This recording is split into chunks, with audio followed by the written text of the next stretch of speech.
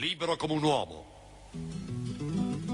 Vorrei essere libero come un uomo appena nato che ha di fronte solamente la natura, che cammina dentro un bosco con la gioia di inseguire un'avventura. Sempre libero e vitale, fa l'amore come fosse un animale, incosciente come un uomo compiaciuto della propria libertà. La libertà non è stare sopra un albero, non è neanche il volo di un moscone. La libertà non è uno spazio libero, libertà è partecipazione. Vorrei essere libero, libero come un uomo che ha bisogno di spaziare con la propria fantasia e che trova questo spazio solamente nella sua democrazia. Ha il diritto di votare e che passa la sua vita a delegare e nel farsi comandare ha trovato la sua nuova libertà. La libertà non è stare sopra un albero, non è neanche avere un'opinione. La libertà non è uno spazio libero, libertà è partecipazione. La libertà non è star sopra un albero, non è neanche il volo di un moscone. La libertà non è uno spazio libero, libertà è partecipazione. Vorrei essere libero, libero come un uomo, come l'uomo più evoluto che si innalza con la propria intelligenza e che sfida la natura con la forza incontrastata della scienza. Con addosso l'entusiasmo di spaziare senza limiti nel cosmo, è convinto che la forza del pensiero sia la sola libertà. La libertà non è stare sopra un albero, non è neanche un gesto, un'invenzione. La libertà non è uno spazio libero, libertà è partecipazione. La libertà non è star sopra un albero, non è neanche il volo di un moscone. La libertà non è uno spazio libero, libertà è partecipazione.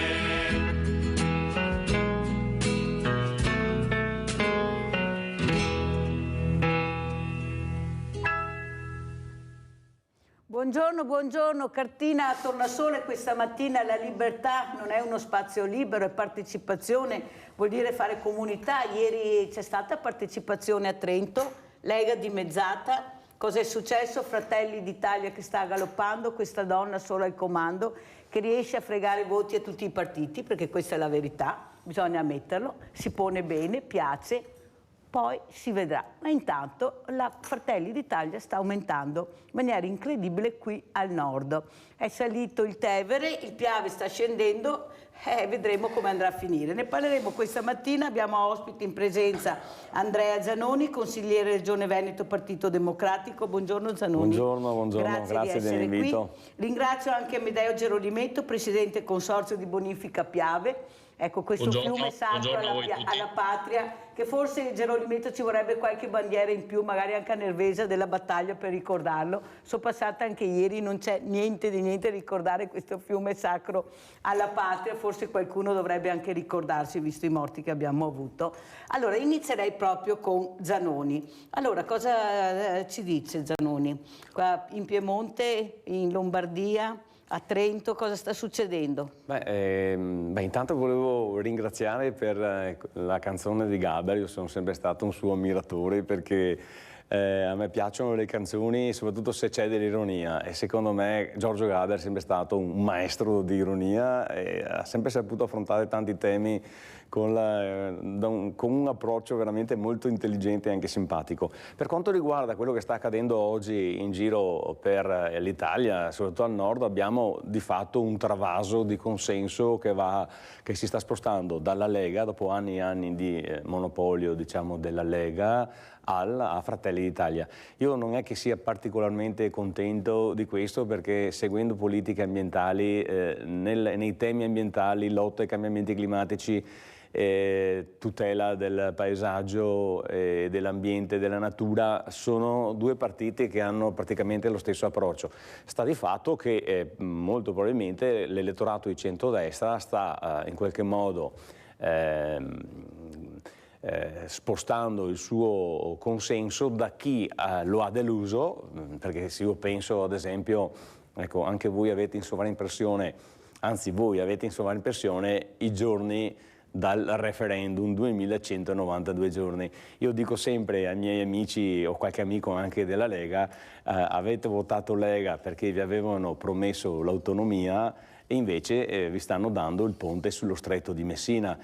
Di fronte a queste incoerenze è evidente che buona parte dell'elettorato di centrodestra si guarda attorno e vota per un altro partito, in questo caso Fratelli d'Italia. A Trento adesso non so se i dati siano definitivi, però abbiamo la Lega che dimezza il consenso. Io su questo devo dire che non è che mi dispiace, anzi, visto che lì c'è un presidente, il presidente Fugatti, che invece di fare la campagna elettorale sull'esigenza dei cittadini per quanto riguarda le liste d'attesa, la sanità, il trasporto pubblico, la qualità dell'aria e quant'altro, ha fatto la campagna elettorale contro gli orsi, contro i lupi, quindi spostando l'attenzione su un problema che di fatto non c'è, o che se c'è è perché lui in questi anni non l'ha saputo gestire, quindi non è che mi dispiace che Fugatti se ne vada a casa.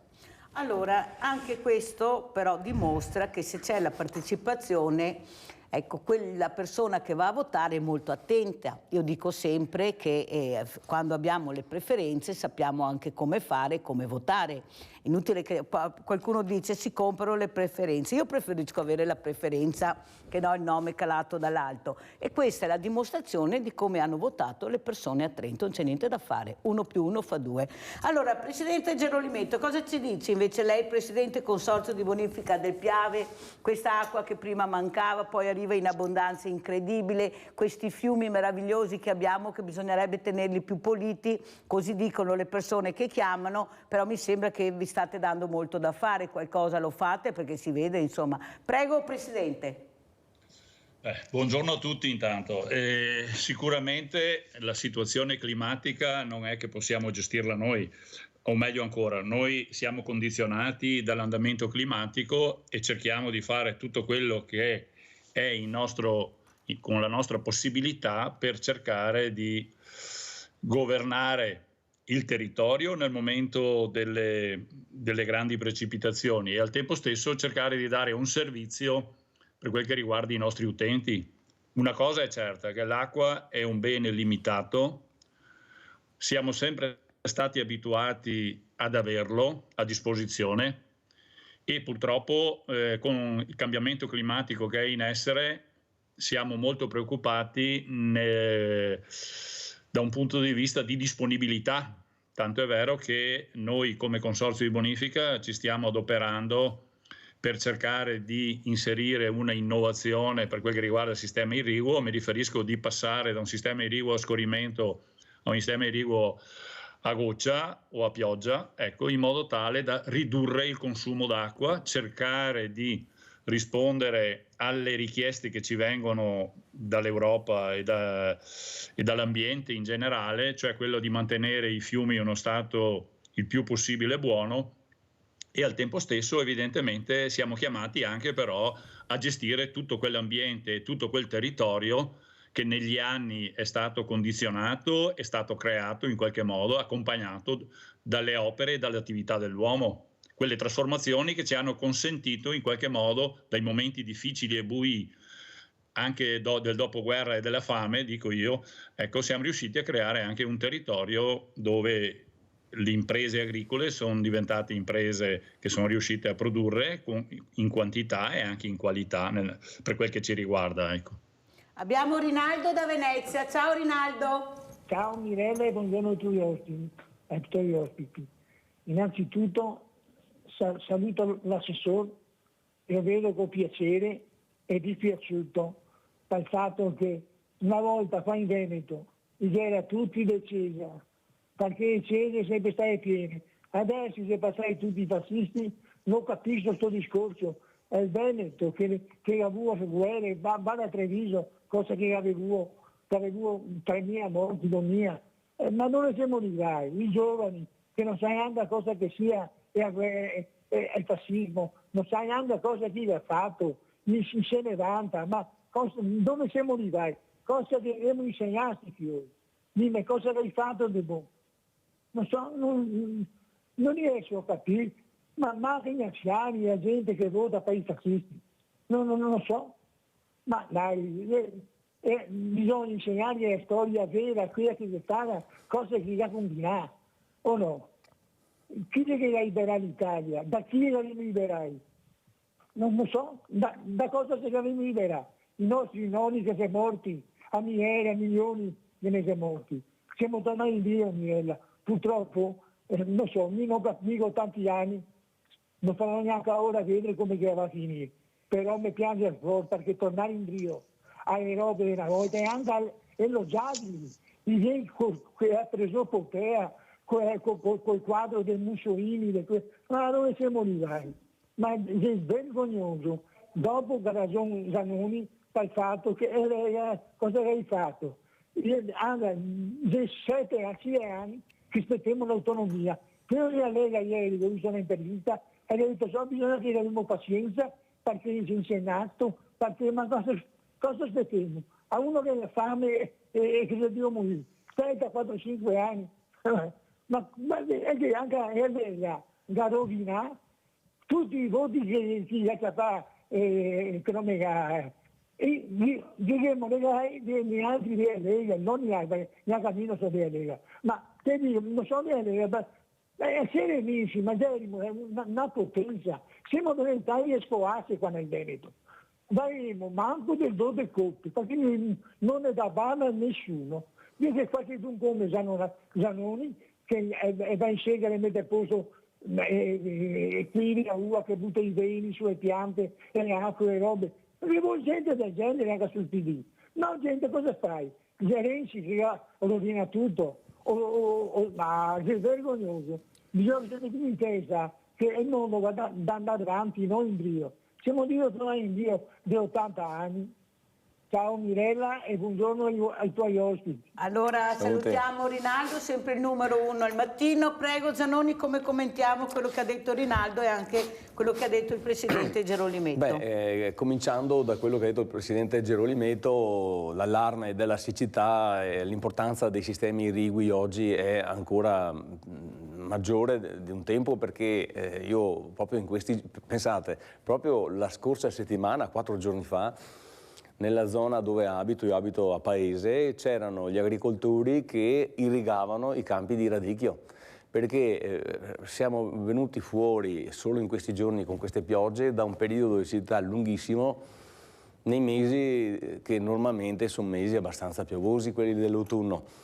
Quindi abbiamo un clima che è cambiato e quindi c'è la necessità di intervenire con sistemi tecnologici che risparmiano l'acqua.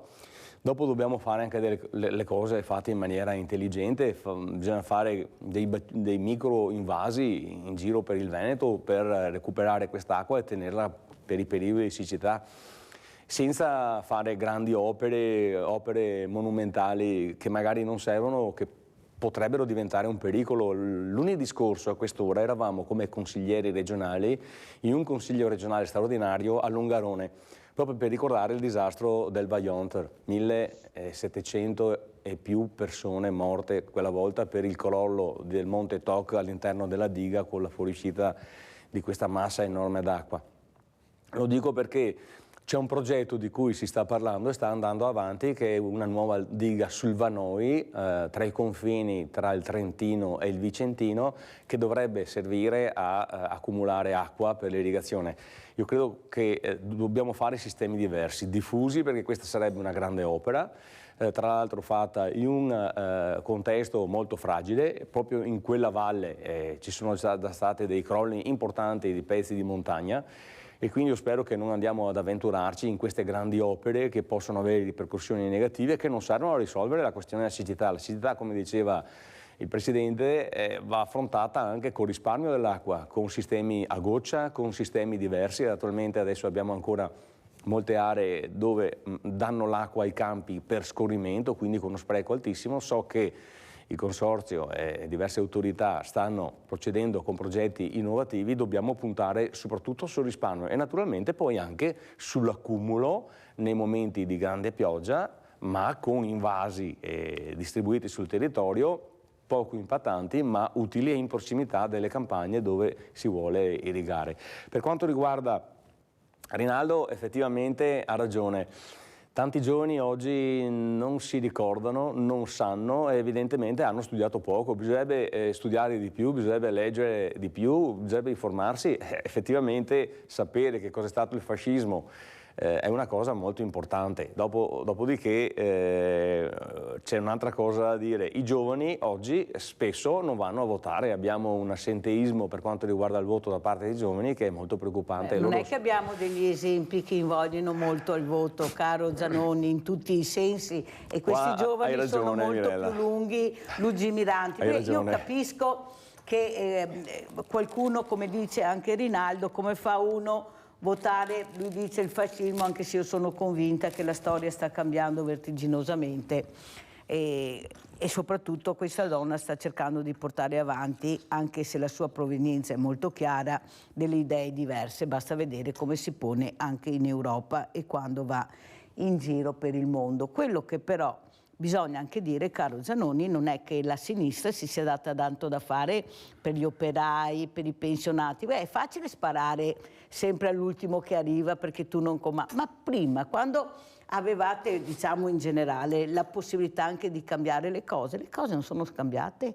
L'operaio è l'ultimo della classe, è la spina dorsale del paese. Sono stati azzerati gli artigiani, i piccoli commercianti hanno chiuso. Cioè, ricordiamo che questo paese viveva su questo, l'economia la faceva girare questo piccolo lavoratore, questo piccolo artigiano, l'industriale che metteva tutti i giorni denaro fresco.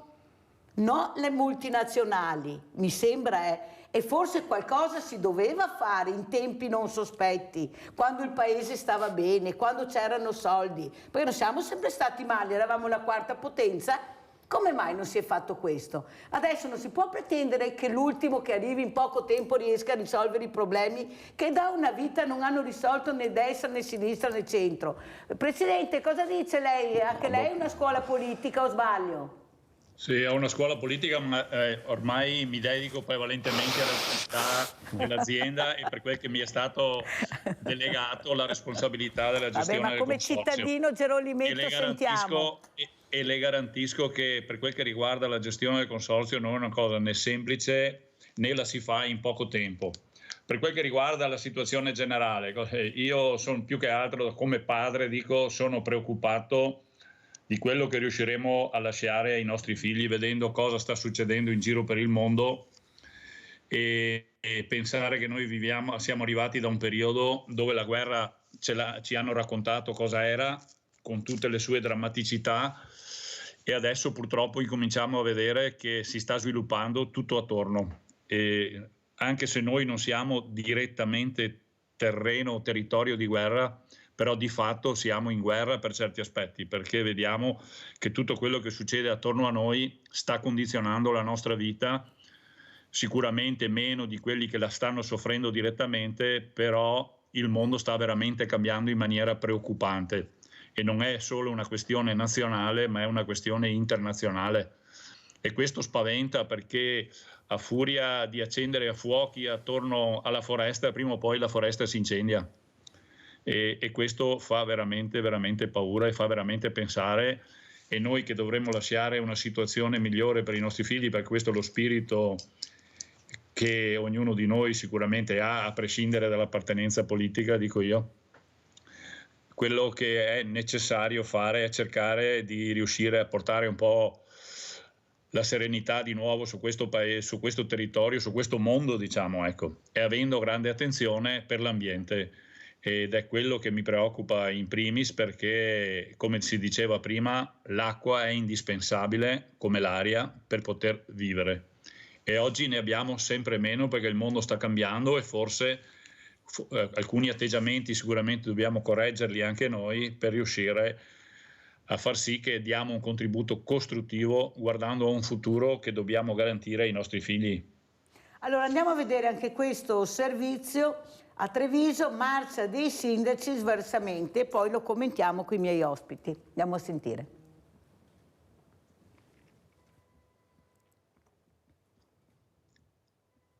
Noi vogliamo convincere i nostri 9 sindaci, i cui comuni sono attraversati dal fiume Zero, di stipulare un documento che noi suggeriamo possa chiamarsi Carta del Dese e dello Zero. I motivi sono visibili da subito, basta guardare le acque dello Zero dove siamo adesso, si notano queste bolle viaggianti in superficie, bolle gassose probabilmente. Insomma, non servono tante parole per descrivere uno dei principali fiumi di risorgiva del territorio, troppi sversamenti non autorizzati, troppa incuria, da qui l'iniziativa che ha portato un serpentone di persone e sigle tra i boschi e i prati di Campocroce. In marcia anche Francesco Cazzaro, presidente del Consorzio Acque Risorgive, e i sindaci dei 9 comuni rivieraschi. Il fronte a difesa di Zero ed Ese sembra quindi compatto. Vogliamo scrivere una carta dello Zero, una carta che andrà a stabilire determinate competenze proprio per salvaguardare il più possibile questo ambiente naturale importantissimo. Lo scopo della manifestazione di oggi è quello proprio che di sensibilizzare i cittadini ma soprattutto aziende, perché il fiume va rispettato, non va usato come una discarica e purtroppo, ahimè, ultimamente abbiamo avuto sversamenti che hanno creato anche moria di pesci importante e rovinato l'ecosistema del fiume. Tra l'altro purtroppo in questi ultimi mesi lo Zero è stato oggetto di alcuni sversamenti e noi per primi come comune di Zero Branco, sembra strano ma effettivamente avendo lo Zero nel nome ce l'abbiamo anche nel cuore, siamo attivati per primi avvisando le autorità competenti. Anche grazie a questo intervento siamo riusciti insomma a riportare lo Zero in una condizione almeno decente, ma questo non è l'interesse solamente della singola amministrazione o del sindaco, deve essere un interesse di tutti. Fiumi del territorio che attraversano aree dall'alto valore paesaggistico, ma per il poeta dialettale Pierfranco Uliana questi sono anche luoghi dell'anima. Qui dove lo Zero passa oltre la sua fanghiglia, resta del passato tutto ciò che si fa memoria nel presente. Allora, partecipazione, abbiamo sentito la canzone di Giorgio Gaber, mi sembra che la comunità partecipi quando sono temi che vengono veramente a galla e che sono interessati, perché la salute pubblica, non dimentichiamocelo. Nadia da Treviso, sì. Vai Nadia. Ciao Mirella, buongiorno. Ciao. Ai tuoi ospiti. Buongiorno. Niente, Buongiorno. Io volevo dire, allora, signor Zanoni, la sinistra ha fatto tanti malanni, ma tanti, in tutti questi anni. Ieri, guardando il telefonino, mi leggo, Rai, quanto è cara Nunzia De Girolamo? Più di 6 milioni per 32 martedì che fanno puntate, non so di cosa parla, perché io la Rai non la guardo più. Sinceramente, e mi secca tanto di pagare il canone. Chi è che ha messo il canone in bolletta? È stato il signor Renzi. E Renzi di chi era? Della sinistra? E dobbiamo pagarli tutti. L'Europa vi fa comodo centrare l'Europa in vari modi. L'Europa ha detto che il canone della Rai non è giusto di metterlo in bolletta. Se io non la guardo, perché devo pagare? E dopo vedermi questi che non so neanche definirli in quale parola. Dovete fare qualcosa, non parlare, bla bla bla bla bla.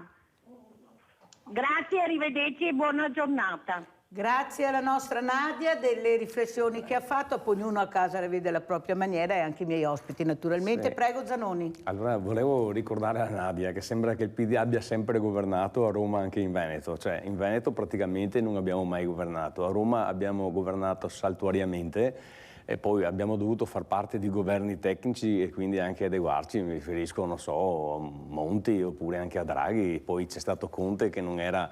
è un nostro governo ma non era del PD come Presidente del Consiglio, quindi è facile fare queste critiche perché poi si deve arrivare a patti anche con tutte le altre forze e con dei Presidenti del Consiglio che non fanno parte del tuo partito, quindi non trovo ingiusto questo. Poi il canone in bolletta è stato messo perché c'era una grandissima parte della popolazione italiana che non pagava il canone, soprattutto nel sud Italia praticamente c'erano delle aree dove nessuno pagava il canone RAI, però tutti guardavano il canone RAI, quindi è stata fatta una scelta per evitare questo tipo di evasione. Poi sono d'accordo anch'io, se uno non guarda la RAI non è giusto che paghi il canone, ci mancherebbe anche altro, però qui si tratta di un contenzioso lungo tantissimi anni. Volevo dire, per quanto riguarda poi la questione del Partito Democratico al governo e delle lotte che vengono fatte per le popolazioni meno abbienti, per chi ha meno, per chi non arriva a fine mese. Noi stiamo lottando da mesi per arrivare al reddito, al salario minimo, proprio perché abbiamo tantissimi lavoratori che adesso io ho fatto delle interrogazioni ad esempio per quanto riguarda alcune cooperative ad esempio che hanno il servizio di guardiania addirittura degli ospedali, persone che prendono 4-5 euro all'ora, quindi io credo che noi ci stiamo adoperando moltissimo per dare dignità ai lavoratori perché sotto i 9 euro a nostro avviso è puro sfruttamento.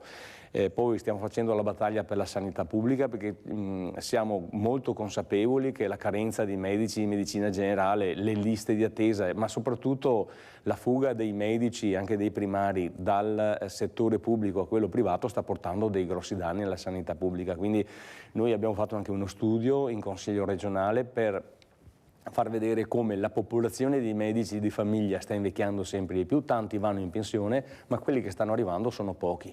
Poi ne mancano in Veneto, ne mancano quasi 800 e quindi la situazione è molto preoccupante. E quindi a mio avviso dobbiamo dare più fondi, abbiamo presentato anche il mese scorso, anzi questo mese qui, 4 settimane fa ormai, un progetto di legge statale che prevede un aumento di fondi destinati alla sanità proprio perché oggi praticamente succede questo, che tra poco se andiamo avanti così, quando vai in ospedale a farti curare devi dare la carta di credito. Noi invece diciamo che devi dare la carta di identità perché non è possibile che la sanità diventi a pagamento, deve essere un servizio universale per tutti. L'impegno c'è, sicuramente in passato sono stati fatti anche degli errori, questo ci mancherebbe altro, però da parte dell'attuale segreteria lo abbiamo visto, abbiamo già fatto una manifestazione, a fine mese aderiamo anche a una manifestazione che viene fatta regionale a Belluno proprio per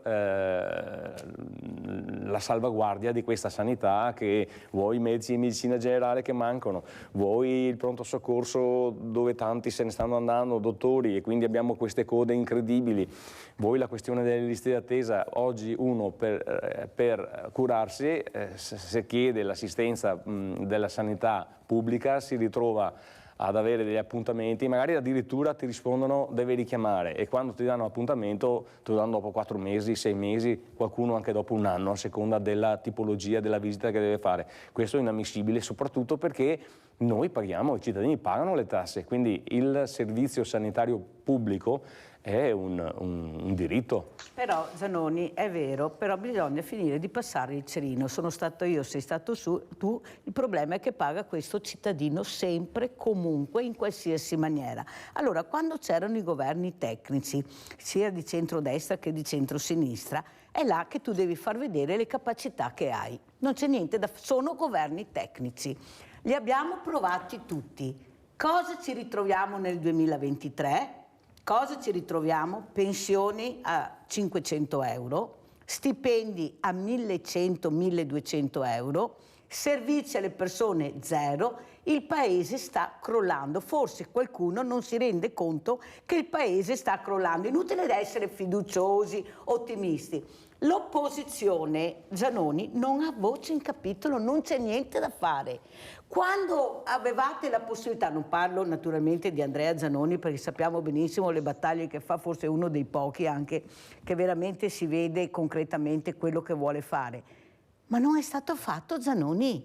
I sindacati, quando c'è stata la legge Fornero, hanno detto di sì a quella legge che veramente al posto di 40 anni hanno iniziato a fare le finestre e non riuscivi più ad andare in pensione dopo 40 anni, nel silenzio totale di tutti, sulle spalle di questi poveri operai che finalmente dopo 40 anni di lavoro avevano diritto di andare in pensione. Silenzio assoluto. Quando io dico ai miei ospiti questo, naturalmente di sinistra, dico sì, è vero, forse là abbiamo sbagliato. Sì, ho capito, ma non possiamo sempre dire non avevamo potere e non sapevamo e abbiamo sbagliato, potevamo fare meglio. Ma noi ci ritroviamo adesso con un paese veramente che è allo stremo delle forze. Guardate che voi forse non è che mi arrivi le cose giuste, guardate che siamo veramente allo stremo delle forze. Io non so come andrà a finire, ma io vivo il territorio, lo vivo molto bene, è il territorio dove c'è la gente che lavora, che chi lavora non prende soldi, chi non fa niente prende una montagna di soldi, come ha detto Nadia. È una roba inaudita, inaccettabile, inconcepibile, fiumi di denaro che vanno su cose che non servono a niente e a nessuno, persone strapagate che cosa fanno? Cosa rendono? Quello che lavora, che rende, che produce, zero. Gerolimetto, prego, l'acqua, andiamo anche sull'acqua perché è un bene primario che ci interessa e soprattutto avete sentito questi sversamenti perché siamo anche questi noi, Prego. Certo. Beh, sicuramente la sensibilità e l'attenzione a livello sociale è sicuramente diversa rispetto al passato e oggi c'è un'attenzione particolare, io dico per fortuna c'è un'attenzione particolare. Per quel che riguarda invece il fatto che si creino degli sversamenti e cose di questo tipo, è una cosa che non va assolutamente bene, anzi meraviglia un po', perché non un po', meraviglia un po' tanto, perché siamo tutti consapevoli che l'acqua è un bene prezioso e va custodito e va conservato e va utilizzato con parsimonia. Perciò chi va a inquinare soprattutto le acque in genere, ma anche in zone di risorgivo a maggior ragione, sono cose che vanno sicuramente perseguite e va fatta la massima attenzione e la sensibilità per questo, perché sappiamo benissimo che poi sono acque che non possono essere utilizzate. Ma i controlli, Gerolimetto, dove sono i controlli? Non abbiamo i controlli da nessuna parte. Allora, per quel che riguarda il discorso dei controlli, lei sa che noi ci sono gli istituti dalla parte dell'ULSS e dalla parte dell'ARPAV che fanno i prelievi e controllano se sono chiamati, intervengono, insomma, ecco, questo è. Dopo, per quel che riguarda il compito del consorzio è quello di gestire il deflusso delle acque. E noi facciamo questo. Non è che abbiamo troppi consorzi, Gerolimetto, troppi enti che si occupano delle stesse cose, magari averne un po' meno forse sarebbe meglio? Ma guardi che per quel che riguarda il Veneto, per esempio, a seguito a un intervento già nel 2009, i consorzi sono stati dimezzati, da 20 sono diventati 10. E le dico che per l'attività che è di nostra competenza, che ripeto è quella da un punto che riguarda la gestione dell'irrigazione e la gestione della sicurezza idraulica, per quel che riguarda i corsi che noi gestiamo direttamente, evidentemente, è un dimensionamento, le dico io, necessario e utile, perché poi troppo grande l'area da gestire diventa sempre più difficile controllarla. Perciò gli enti ci sono, è vero, noi abbiamo molti enti attorno a noi, però se ognuno facesse bene fino in fondo il suo compito, che è il motivo per cui sono stati creati, probabilmente riusciremo anche a far allora ho ragione io, se un ente non funziona bisogna toglierlo perché lo paghiamo questo ente, non è che ci venga gratuito. Pubblicità.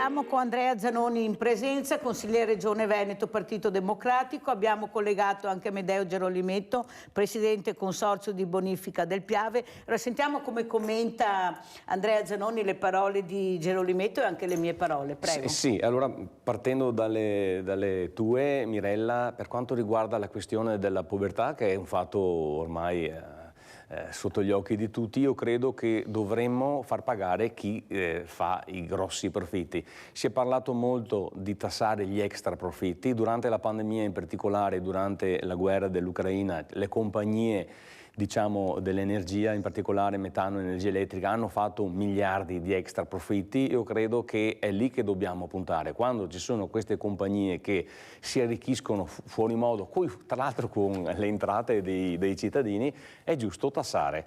Se ne era parlato, purtroppo noi abbiamo perso le elezioni e questo governo, che comunque aveva detto che sarebbe intervenuto, sugli extra profitti ancora non ha fatto nulla. Ci sarebbe un altro modo, anche a livello regionale, di tirar fuori un po' di soldi, soprattutto per la sanità, è l'addizionale sulla maggiorazione IRPEF.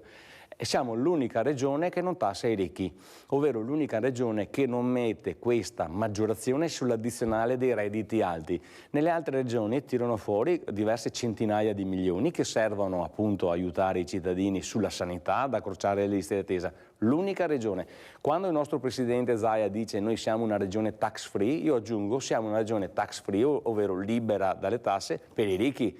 Cioè, insomma, chi ha di più è giusto che dia. Lo fanno in Lombardia, lo fanno in Emilia Romagna, lo fanno in Friuli, in tutte le altre regioni, io dico facciamolo anche noi. Per quanto poi riguarda l'inquinamento dei fiumi, quello che diceva il presidente Gerolimetto, ma anche quello che diceva prima il sindaco Durighello di Zero Branco, io ho fatto delle interrogazioni in consiglio regionale alla giunta, ovvero ho posto questo problema dell'inquinamento dello Zero, ma anche del Piavesella.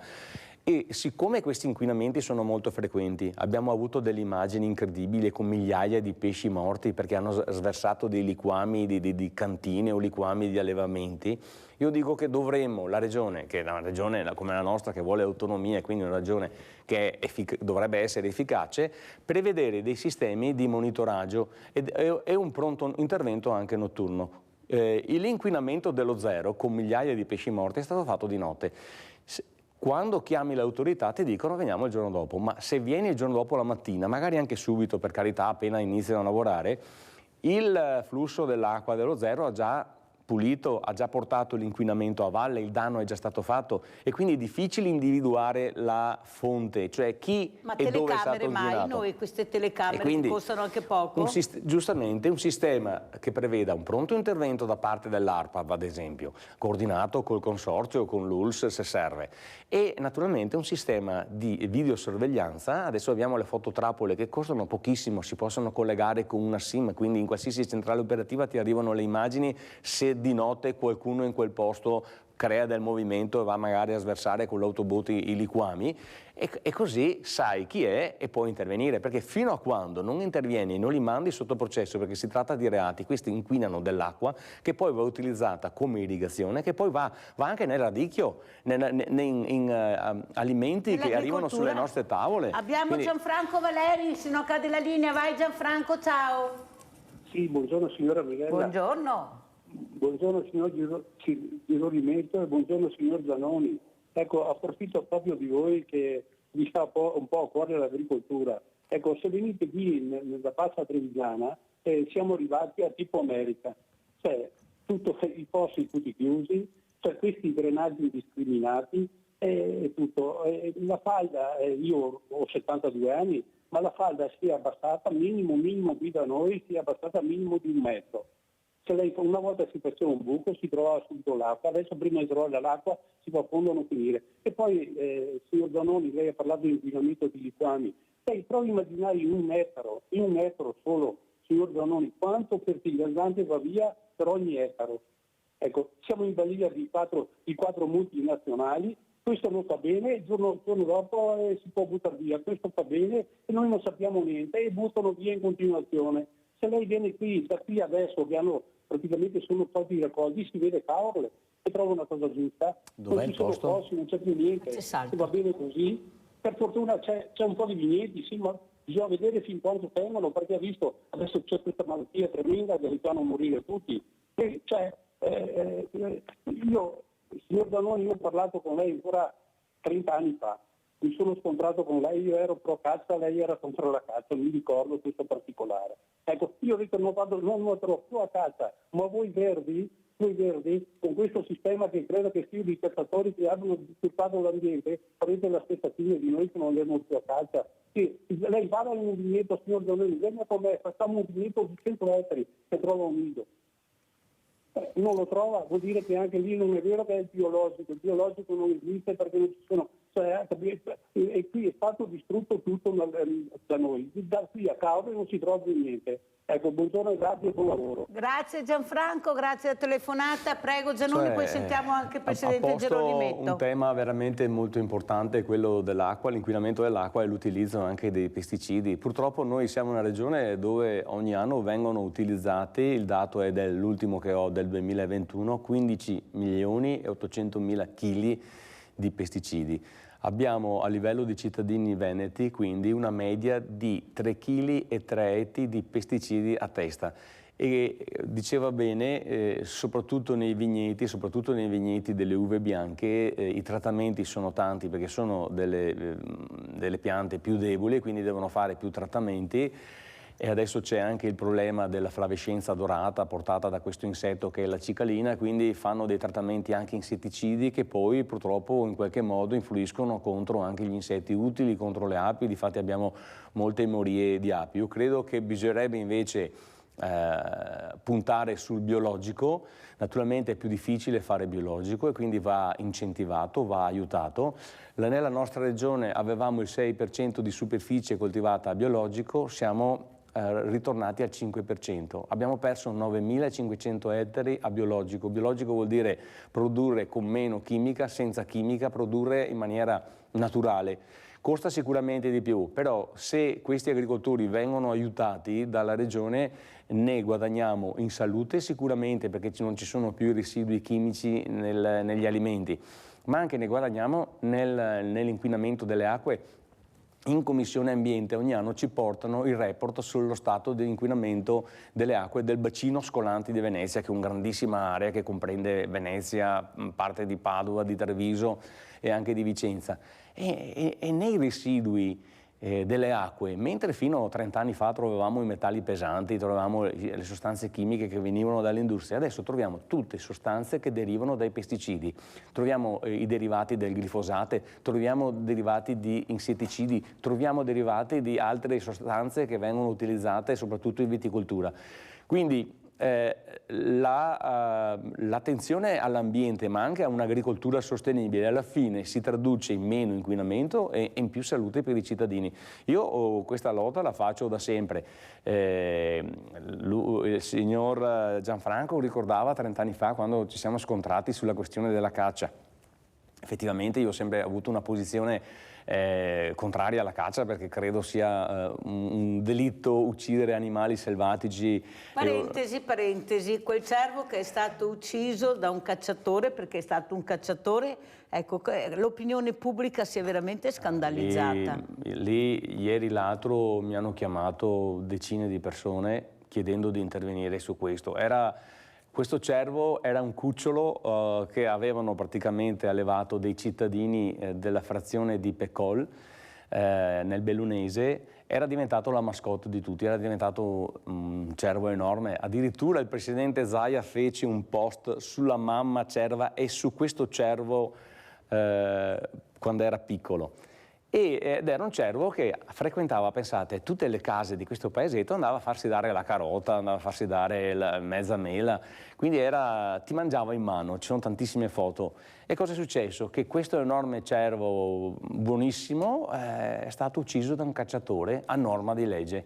E io credo che se oggi abbiamo delle leggi che consentono di cacciare un cervo che è patrimonio indisponibile dello Stato, pensate, la fauna selvatica è di tutti i cittadini, a qualcuno perché ha una licenza di caccia in mano e tra l'altro un animale che è diventato una mascotte, un amico di tutti i cittadini e di tutti i bambini di quel posto, vuol dire che queste leggi a mio avviso vanno cambiate, è inammissibile perché non dobbiamo lasciare alla scelta del singolo cacciatore, come in questo caso, se poter uccidere un animale che è diventato un compagno, una presenza amica di questi cittadini che veramente certi ne hanno fatto una malattia per questa uccisione, perché sapete è come se vi uccidessero un cagnolino, tra l'altro.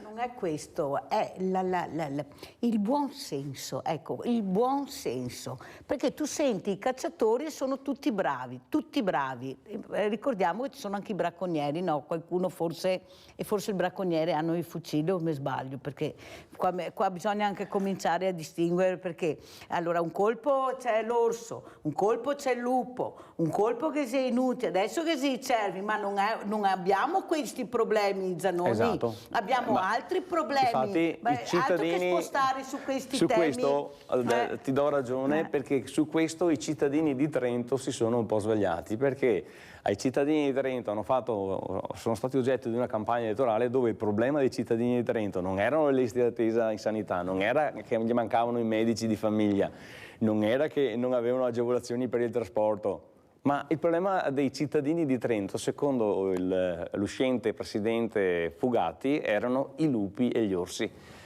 Ma i cittadini hanno saputo dare un bel segnale, perché il partito di Fugatti ha dimezzato i voti. Ma in attesa che queste persone se ne vadano, intanto fa dei danni incredibili. Basta vedere anche certe leggi che stanno tentando di far passare, o se passeranno, per fare queste costruzioni, mi sembra a quote molto alte. Sì. Cosa sta succedendo? No, perché vogliamo anche saperlo. Anche questo va detto. Allora, lo dico soprattutto per i cittadini che amano la natura e amano la montagna e amano farsi delle escursioni in montagna. C'è un progetto di legge attualmente in commissione, e io ho paura che sto giro vada in votazione in Consiglio, che prevede, in deroga agli attuali divieti di costruzione in montagna, che dicono che sopra i 1600 metri è possibile costruire solo rifugi e solo malghe. Questo puoi fare.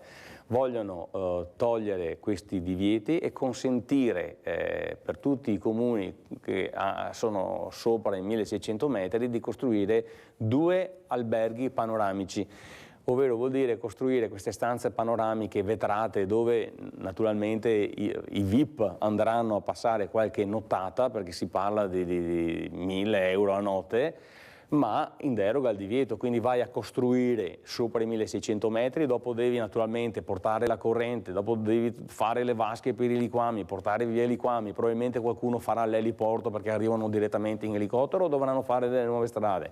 Quando non c'è corrente, se hanno il fotovoltaico, dovranno utilizzare magari il gruppo elettrogeno, quindi il rumore ad alta quota più l'inquinamento luminoso. Io dico, la gente quando arriva a quelle quote con lo zainetto, dopo 2-3 ore di camminata, preferisce vedersi questi bei paesaggi, respirare l'aria fresca e non sentire rumori. Queste cose non si sanno, cioè ce le dice lei, ma non è che si sentono tanto. Geronimetto, lei le sapeva queste cose, Presidente?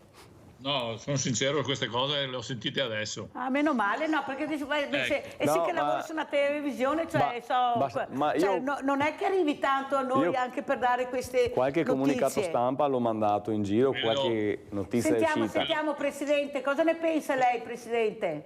Quello che volevo invece sottolineare prima è il riferimento alla situazione di inquinamento del nostro territorio, legato un po', si chiama un po' in causa la questione della cultura intensiva che abbiamo a livello di vigneti. Va anche detto però che su tutto questo percorso, sicuramente essendoci grandi superfici, grandi estensioni di un determinato prodotto, in passato l'incriminato era il mais, oggi sotto i riflettori evidentemente finisce la viticoltura. Però va detto anche che all'interno di questo mondo, un mondo che oggi è gestito soprattutto anche dai giovani, c'è una grande attenzione e si guarda sempre più a un discorso di lotta integrata, cercando di contenere al massimo quello che sono e rispettando soprattutto le norme previste da un punto di vista sanitario per ogni prodotto nello suo utilizzo. Perciò va detto che sicuramente il problema c'è e essendoci, ripeto, una cultura intensiva, qualunque essa sia, sul nostro territorio che è la pianura padana, un'area tipicamente in depressione, e cioè in presenza di umidità, evidentemente le culture fanno fatica a gestirsi da un punto di vista sanitario e vanno accompagnate su questo. La sensibilità, quello che voglio dire è questo, che la sensibilità e l'attenzione su questo c'è a livello anche professionale, perché partecipando anch'io stesso a questo mondo, dico che all'interno per esempio delle assemblee stesse del mondo della cooperazione e così via, non c'è riunione dove non si sottolinei in maniera importante e significativa questo, anzi c'è un grande rigore, una grande attenzione nel ritiro del prodotto finale, perciò la sensibilità e l'attenzione attorno a questo problema, quello che voglio sottolineare è che da parte del mondo produttivo l'attenzione c'è. Ecco, questo sicuramente. Le fototrappole, cosa ne pensa, Presidente, di cercare di mettere più fototrappole possibili? Io perché credo a sto punto... che la fototrappola migliore sia la responsabilità delle persone che quando si accorgono che qualcuno non fa quello che deve fare, intervenga direttamente chiamando chi di dovere. Questa è una cosa Ma di notte importante. è dura, dice Zanoni, individuarlo.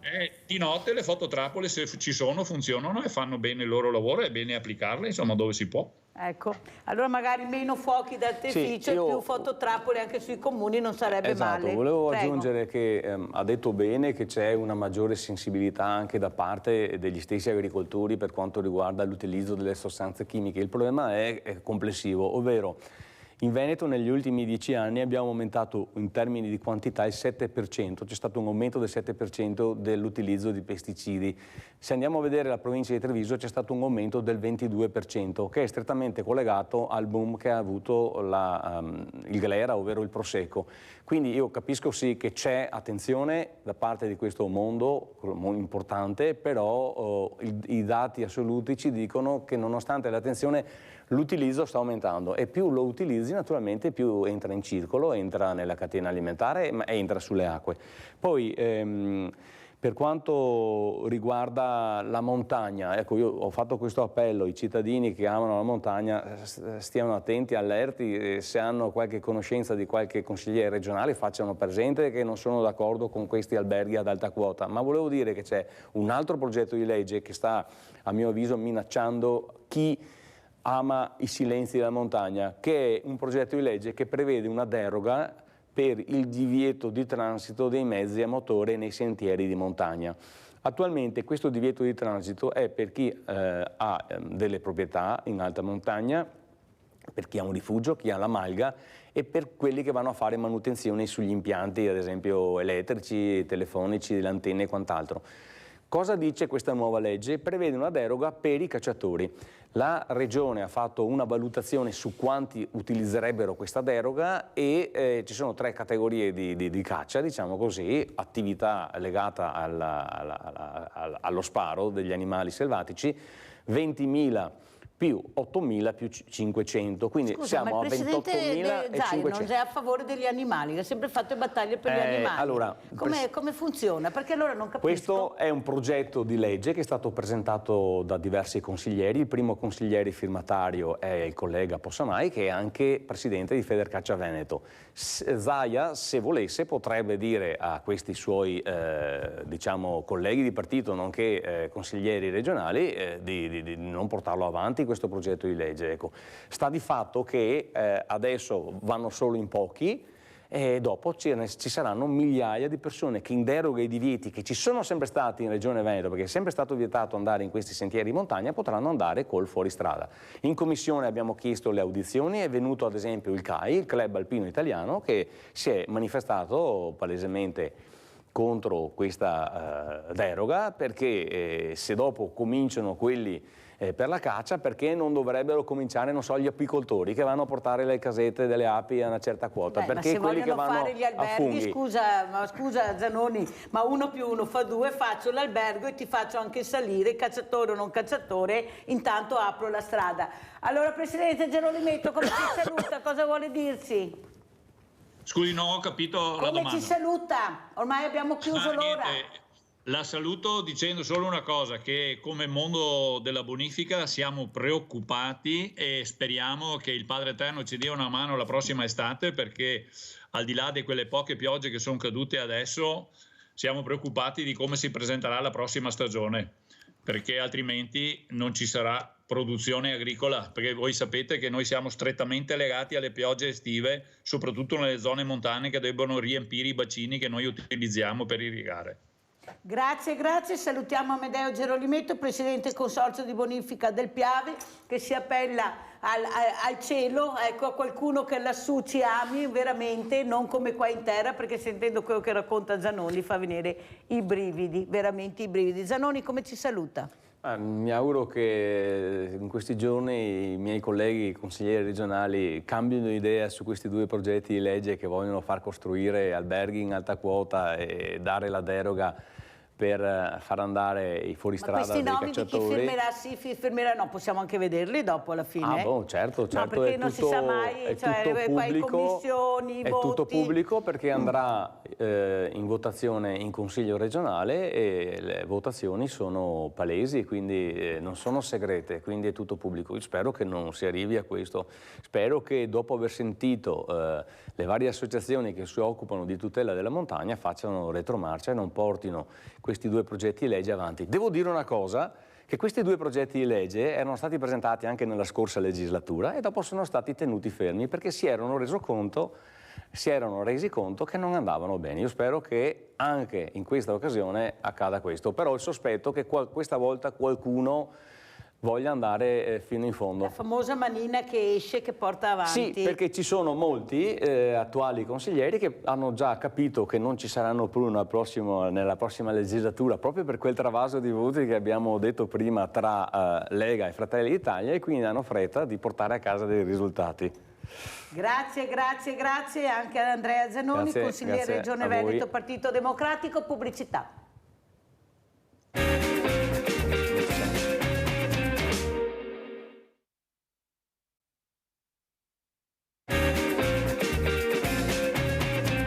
Vi presento subito altri due graditi ospiti. Abbiamo in presenza Danny Buso, sindaco di Miane. Buongiorno sindaco. Buongiorno grazie, grazie di essere qui. Primo mandato Lega. Sì. Abbiamo collegato da Padova anche Mirko Cecchinato, presidente FISM Padova, Federazione Italiana Scuole Materne, responsabile nazionale per le politiche da 0 a 6 anni. Buongiorno, buongiorno presidente. Buongiorno Mirella, buongiorno. È un pezzo che non ci sentiamo, Presidente, cosa mi racconta? Come stanno le cose? Beh, fortunatamente siamo partiti bene con le scuole un po' in tutta Italia e soprattutto nel Veneto e nella provincia di Padova. Abbiamo qualche problema con i numeri, ma la denatalità è un problema che riguarda tutti, quindi cerchiamo di farcene una ragione, dai. Ecco, la denatalità però comincia a farsi sentire anche da voi, anche negli asili, scuole che chiudono. Ecco, i numeri, come dice lei, giustamente non ci sono più come una volta. Però mancano anche gli insegnanti, calano i numeri, ma calano in proporzione più insegnanti che ragazzi. Ad esempio gli insegnanti di sostegno per le fragilità. Cosa ci dice Cecchinato? In questo momento, a parte che ogni situazione è provinciale, perché le USL sono provinciali, quindi ognuno gode della propria, diciamo, inefficacia. Io parlo per quella di Padova, ne stiamo discutendo proprio in questi giorni, abbiamo grosse difficoltà a avere il sostegno per i bambini diversamente abili, ma ne stiamo discutendo con l'USL, anche se siamo in ritardo, perché ormai siamo a novembre, c'è poco da fare, 2 mesi di scuola sono già iniziati. Come ogni anno, Presidente, non è che come ogni anno? Sì, però quest'anno particolarmente perché il bando è stato assegnato a fine agosto, quindi era impossibile cominciare proprio all'inizio, però come ogni anno, sì, come ogni anno. Sentiamo anche come commenta il sindaco Danny Buso, un sindaco giovane, lo conosciamo. Io veramente devo dire che i sindaci e sindache che ho ospiti giovani sono molto attenti all'ambiente, alla denatalità, sono temi che li toccano e stanno cercando anche di fare squadra, siete i pochi che riescono a fare squadra, indipendentemente dal partito. Cos'è che la preoccupa di più, sindaco? Anche se vivete su territori magari piccolini, che non è come il grande territorio, ma anche là ci sono dei problemi, ad esempio anche le scuole, gli asili, i servizi alla persona. Prego. Beh sì, diciamo che i nostri territori più piccoli magari sono belli e sono fruibili per il turista, però per chi ci vive effettivamente sono un po' più difficili, diciamo, per cui anche noi un po' come in tutta Italia in realtà soffriamo della denatalità, è un tema difficile, importante. Noi come singolo comune ma anche come territorio effettivamente lavoriamo, cerchiamo di creare delle sinergie perché effettivamente insieme si può come si dice, si può cercare di dare dei servizi migliori e anche più concreti, in maniera da dare la possibilità ai genitori intanto di, come posso dire, di avere l'opportunità di avere dei figli, perché poi al giorno d'oggi da una parte insomma, ci sono i costi economici che pesano assolutamente sulle famiglie, dall'altra effettivamente anche la possibilità, diciamo, in termini di tempo di avere dei bambini, perché appunto le scuole giustamente sono un servizio e hanno la loro temporalità nella giornata, però chi lavora ovviamente lavora dalla mattina alla sera, per cui ha anche necessità di avere la possibilità appunto di avere i figli, di lasciare i figli insomma in strutture che li possono accogliere, per cui noi come singolo comune per esempio avevamo attivato un doposcuola, adesso stiamo ragionando in realtà in termini di vallata, perché Miane, insomma, per chi non lo sa, è nella pedemontana, nella parte alta, abbiamo dei comuni vicini tutti piccoli con i quali si lavora e si ragiona bene, indipendentemente effettivamente dal partito e dalla coalizione politica, insomma, perché quando si amministra l'importante è amministrare appunto e quindi far crescere i nostri territori, farli stare bene, insomma dare l'opportunità a chi ci vive di avere dei servizi. Quello che preoccupa più di tutto però sono i costi dei trasporti, i trasporti per andare a prendere questi bambini, specialmente quelli fragili che hanno bisogno anche di un sostegno e di un supporto all'interno di questo mezzo, però io mi domando, sentendo anche certi numeri che abbiamo sentito prima, sono due cose completamente diverse, ma quello che vengono pagate delle persone per fare un lavoro che non si capisce bene se è un lavoro o visibilità, e quello invece che dovrebbero servire per il bene del territorio, perché è nel territorio che tu devi investire. Io dico sempre, e l'ho detto anche prima al Presidente Gerolimetto, troppi enti si fa un po' confusione, alla fine rimaniamo con un pugno di mosche perché passano il cerino, ma se un ente non funziona bisogna eliminarlo, è inutile pagare un ente se non dà i frutti che dovrebbe dare, e questo dovrebbe fare l'amministratore, un buon amministratore come un padre di famiglia, avere il coraggio di dire no dove e su quello che non si può fare e cercare di fare quello che veramente il territorio esige. Prego Sindaco. Beh, assolutamente, insomma poi noi in realtà come comuni siamo effettivamente quelli sul quale viene scaricato un po' tutto, per cui non abbiamo l'opportunità, esatto, cioè, non abbiamo l'opportunità di dire fa qualcun altro, siamo noi che in qualche modo ci accogliamo, insomma un po' tutto, dopo ci sono comunque gli altri enti che fanno loro, io non voglio criticare nessuno, però voglio dire, quello che facciamo noi lo dobbiamo fare per forza. No, è importante effettivamente non lasciarsi prendere dal campanilismo, come si dice, e comunque, o comunque dalla nostalgia piuttosto che dall'emozione, ma ragionare effettivamente in termini di servizio, come dicevo prima, concreto per la collettività.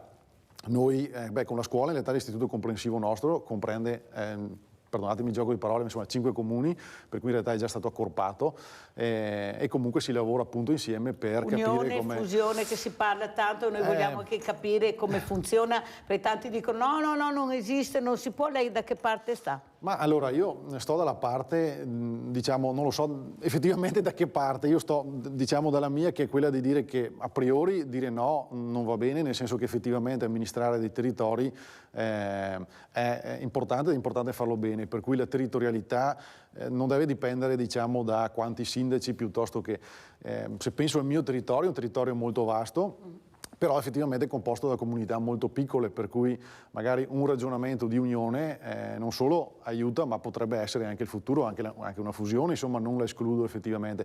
Dall'altra il contro è che il territorio effettivamente è molto vasto, per cui va gestito, perché se la popolazione in 3 comuni non supera i 10.000 abitanti, dall'altra parte in chilometri quadrati supera la maggior parte dei comuni del Trevigiano, per cui sì, diciamo non è semplice. Fare squadra non fa male, no, fare squadra assolutamente funziona. Presidente noi lo facciamo. Cecchinato, ha sentito come ragionano questi sindaci giovani che sono per la squadra, anche per unirsi, per cercare di dare risposte? Non sono male, proprio per niente. Guarda, io sono molto contenta di questi sindaci che sono poveretti, quelli che hanno la patata bollente in mano, anche a livello scuola. Però, Presidente, la mia domanda è anche questa, ma lo sport a scuola, l'obesità a scuola, non se ne parla? Io ho ospiti che mi dicono: Mirella, iniziamo a parlare anche di queste cose, perché non c'è solo il granchio blu, c'è anche un problema di fare dello sport. Adesso lo sport è entrato anche in Costituzione, iniziare anche dall'asilo. Questa obesità che sta crescendo e preoccupando gli addetti ai lavori. Cosa ci dice, Presidente? Beh, noi come FISM nazionale abbiamo in corso un progetto nazionale sull'alimentazione che si chiama I Semi di IMES, e riguarda proprio questo, cioè la corretta alimentazione. Però devo dire che le nostre scuole in generale, quantomeno qui al nord, con le esperienze che conosciamo, sono molto attente al tema dell'alimentazione, e le ASL su questo, le ASL e le USL, dipende dai vari servizi come sono organizzati, sono estremamente sensibili e anche molto rigorose sul tema dell'alimentazione. Quindi non c'è sport che aiuta, guardi, vengo da 40 anni di sport attivo e da 20 anni di amministrazione politiche, quindi in entrambi i casi ho una certa esperienza. Non c'è sport che aiuta se non lo anticipiamo con una corretta alimentazione e una diminuzione di peso. È vero che c'è il problema dell'obesità, ma è un problema che riguarda poco la scuola, perché l'alimentazione è bilanciata, le mense sono molto organizzate e soprattutto c'è questo controllo rigoroso da parte dell'attività scientifica dell'USL. Eppure guardi, Presidente, che io ho i pediatri, anzi ne avrò uno anche alla fine della trasmissione, che sono invece molto preoccupati, anzi mi dicono di continuare a parlarne perché non tutti i bambini possono permettersi la mensa, tanti vengono portati a casa a fare il pranzo perché non hanno la possibilità di pagare la mensa e poi a casa magari si mangia di tutto e di più pur di cercare veramente di sopravvivere, di arrivare a fine mese, perché veramente guardate che sta diventando un problema, vedo che il sindaco annuisce, che è molto importante. Abbiamo Antonio da Padova. Ciao Antonio. Buongiorno Mirella e buongiorno anche agli ospiti. Ecco, io sono in un quartiere dove 10-15 anni fa c'era un asilo che era gestito dalle suore, chiaramente le suore mangiano, costano poco e comunque l'asilo cresceva. Magari adesso con le nuove leggi non so che non si può, le suore non possono fare insegnanti qui e là, praticamente devono iniziare con le maestre, ma sapete che le maestre costano e poi ci sono anche i contributi, le tasse. Praticamente l'asilo è chiuso. Perché è chiuso? Ma io dico, un'attività chiude, per quale motivo chiude? Chiude forse perché abbiamo un sistema che se non hai un certo introito tu non puoi andare avanti. Logicamente dico, per avere un introito bisogna che l'asilo avesse un introito di 30-40 mila euro all'anno. Se non ha questo introito deve chiudere. Ma questa qua è l'Italia. Cioè praticamente tu una cosa la fai, se puoi pagare i contributi, se puoi pagare anche le tasse, perché praticamente qua quando si parla che tu devi fare un fatturato di 30-40 mila euro all'anno è perché ci sono le tasse da pagare. Ma io dico allora, ma per quale motivo che certe attività hanno da chiudere se non riescono a pagarsi le tasse? Perché allora a questo punto il mio dubbio è quello, ma allora la gente chiude perché non hanno fatturato o perché non riescono a pagare le tasse? Buongiorno e grazie. Abbiamo sentito anche Antonio, poi risponderanno i miei ospiti ad Antonio. Adesso andiamo a Belluno, Consiglio Comunale, caos, asilo, nido. Andiamo a sentire, poi commentiamo e risponderemo anche a Antonio.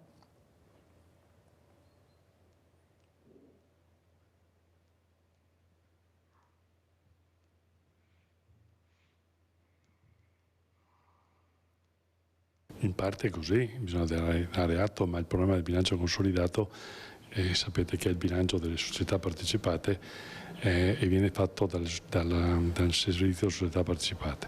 Questo servizio a marzo gli è stato tolto la persona di riferimento. La situazione perciò è un problema solo e esclusivamente dovuta al tempo, non di sicuro a una mancanza di volontà. L'assessore al bilancio e vice sindaco del comune di Belluno dà atto ai consiglieri del gruppo Insieme per Belluno Bene Comune. Loro l'ipotesi secondo cui dietro la mancata assunzione delle 2 educatrici al nido piccolo arcobaleno di Cavarzano, che ha causato gravi problemi alle famiglie in attesa dell'ingresso dei loro bambini, ci sia stata la mancata approvazione del bilancio consolidato al 30 settembre. settembre. L'approvazione del documento contabile c'entra, ma fino a un certo punto. Indipendentemente dal bilancio consolidato, prima del 26-27 di ottobre non avrebbero potuto prendere servizio. Così la spiega l'assessore Gamba, smentito in aula dall'ex sindaco Massaro, che ha dato la sua versione dei fatti. Il concorso per l'assunzione di un'educatrice viene modificato il 7 luglio. Il bando da un posto passa a 2 per coprire una dimissione. Il concorso segue il suo iter. Il guaio sorge il 31 agosto, quando Palazzo Rosso concede al Comune di Vittorio Veneto di attingere alla graduatoria di Belluno, ancora valida per una educatrice, la stessa che poteva essere impiegata al piccolo arcobaleno nelle more dello svolgimento del concorso, consentendo ai 10 bambini in attesa di poter fare il loro ingresso. Ora le assunzioni delle 2 educatrici saranno sottoposte al Consiglio Comunale convocato d'urgenza per il prossimo 15 novembre, per consentire il loro ingresso in servizio il giorno successivo. Allora, Presidente Cecchinato, come commenta questo servizio? Siamo le solite, Calimero, sono tutto nero, poveretti sti bambini che non hanno nessuna colpa, devono essere fortunati a vivere su un comune al posto di un altro, non so se può funzionare così, prego. A volte ce lo chiediamo anche noi, però il dato di fatto è che siccome i comuni sono tanti e sono amministrati da teste diverse, scelte politiche diverse, è chiaro che abbiamo in una regione come la nostra 500 posizioni diverse. Ora, faccio solo un esempio. Un comune della provincia di Padova ha progettato l'ampliamento della propria scuola dell'asilo nido per 8 bambini spendendo 425.000 euro, vuol dire 33.000 euro di contributo a bambino più quello che seguirà, cioè vuol dire 35 anni di spesa inutile senza sapere cosa succederà fra 35 anni, se ci sarà ancora bisogno di quella scuola oppure no.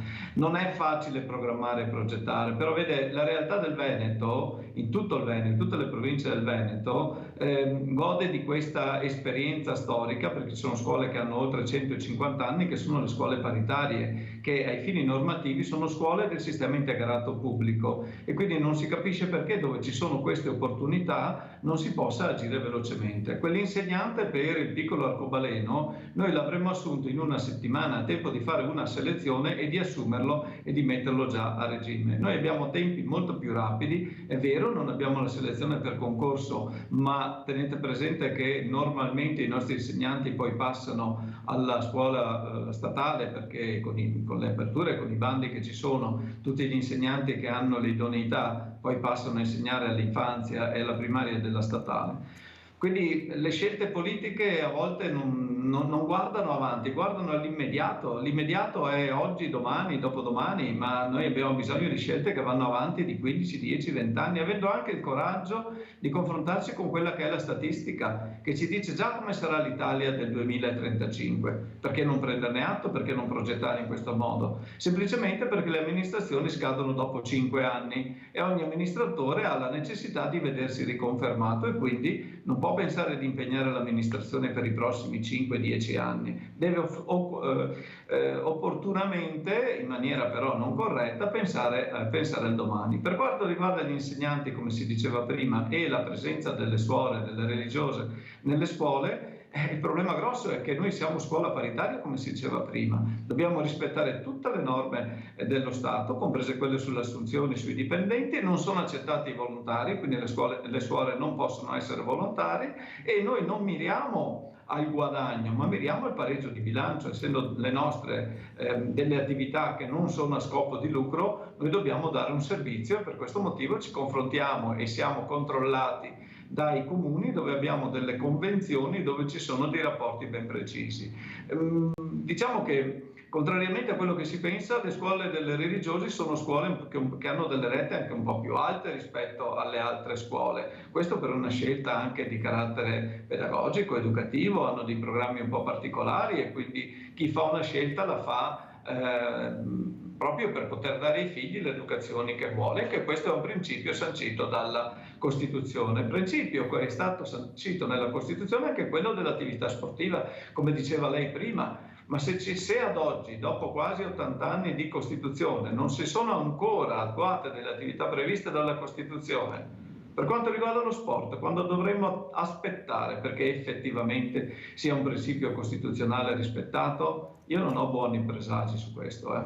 Molto chiaro, la ringrazio con quanta semplicità e chiarezza ha spiegato i problemi come sono, non vanno risolti per questi motivi e chi lo fa c'è sempre un interesse di pianificare finché sei sindaco o sei assessore o sei a livello regionale o provinciale e poi ciao. Come commenta, sindaco, lei che è in prima linea su questo, prego? Ma devo in effetti in parte dar ragione, perché effettivamente purtroppo tante volte la sensazione è questa. C'è anche un altro aspetto, effettivamente, da noi insomma si sta ragionando, noi abbiamo un asilo paritario innanzitutto, ce n'è rimasto uno, ne avevamo due e ahimè per questioni di numeri uno ha chiuso, insomma. Ne abbiamo uno, si sta comunque ragionando nel medio-lungo termine, come si diceva prima, in Vallata, insomma, comunque con un progetto più ampio. Nell'immediato comunque ci sono delle esigenze da sopperire, per cui noi insieme insomma, agli amministratori dell'asilo facciamo dei ragionamenti, diamo anche un contributo abbastanza importante proprio perché i costi non sono pochi, questo è vero, sono molto impegnativi, insomma non bastano i 40-50 che si diceva prima, ma il nostro asilo che ospita diciamo 50 bambini, potrebbe arrivare fino a 60, ha un costo di circa 200.000 euro l'anno, per cui non è proprio così facile e scontato insomma, gestirlo e tenerlo in piedi, per cui a noi amministratori insomma, aspetta anche il compito di supportare queste persone che si dedicano a questa attività. Abbiamo Antonia da Breganze. Antonia? Buongiorno signora. Buongiorno signora Mirella, buongiorno cara. Guarda, non mi sono dimenticata, Ah no, guarda che brava. No. E allora posso mettere su, devo parlargli. No, non mi sono dimenticata di te. Oggi è già stato fatto il tuo nome, qualcuno ti chiamerà. Perciò la prima cosa che ho fatto questa mattina è dare il tuo nome alla persona che può interessarsi del tuo caso. Gentile signora, grazie mille cara, grazie. Prego. Allora io aspetto la telefonata. Sì, aspetta che arriva, entro oggi ti arriva. Allora, sindaco, questa, niente Antonia, quello che posso, se posso, quello che no, la bacchetta Troppo magica. gentile, ma se sentiamo ancora perché guarda, non so cosa che mi ha fatto un piacere così grande. Tranquilla Antonia. Grazie, allora questa è un'anziana grazie. di 80 anni, diversamente giovane come li chiamo io, non mi piace chiamarli né vecchi, li chiamo così, che purtroppo è stata derubata, si può dire, anche di tutti i risparmi con quello che è successo anche da noi.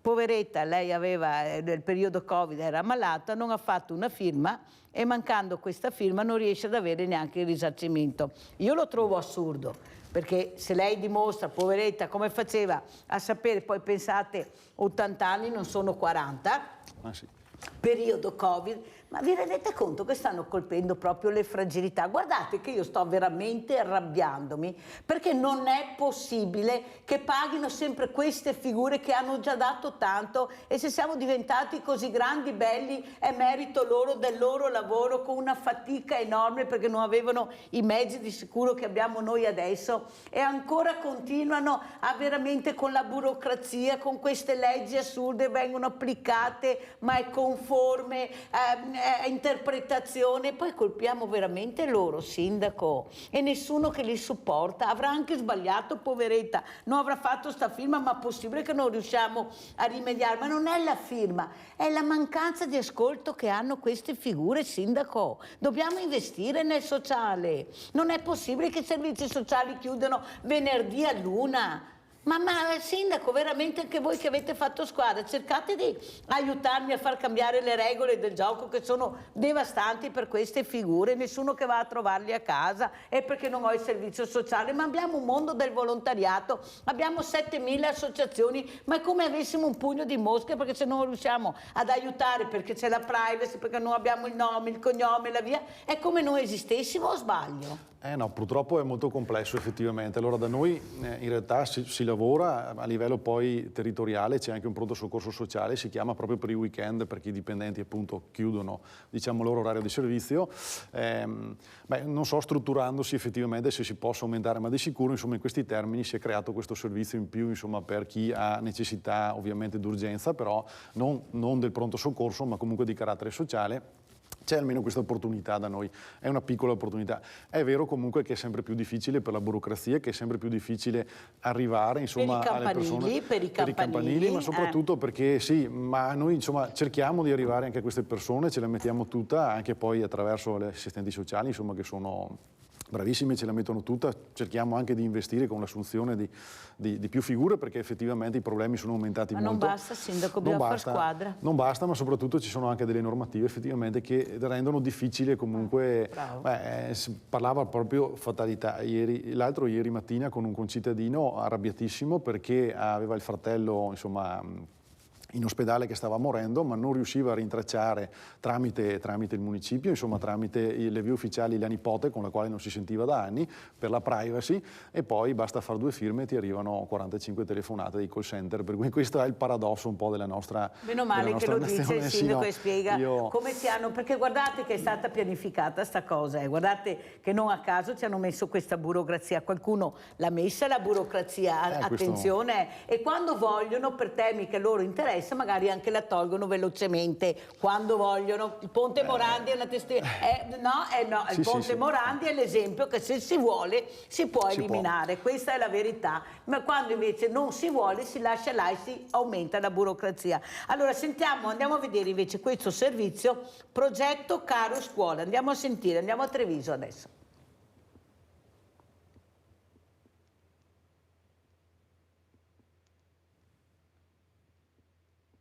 Abbiamo tante colle, perché le maestre hanno detto che le colle vanno a ruba, ci sono le forbici, so che hanno acquistato anche qualcosa per i mancini in modo che sia differenziato in base alle necessità, ci sono temperini, pennarelli. Una borsa che ricorda quella di Mary Poppins, una delle tate più amate e stravaganti e che non a caso è stata chiamata proprio Borsa Magica.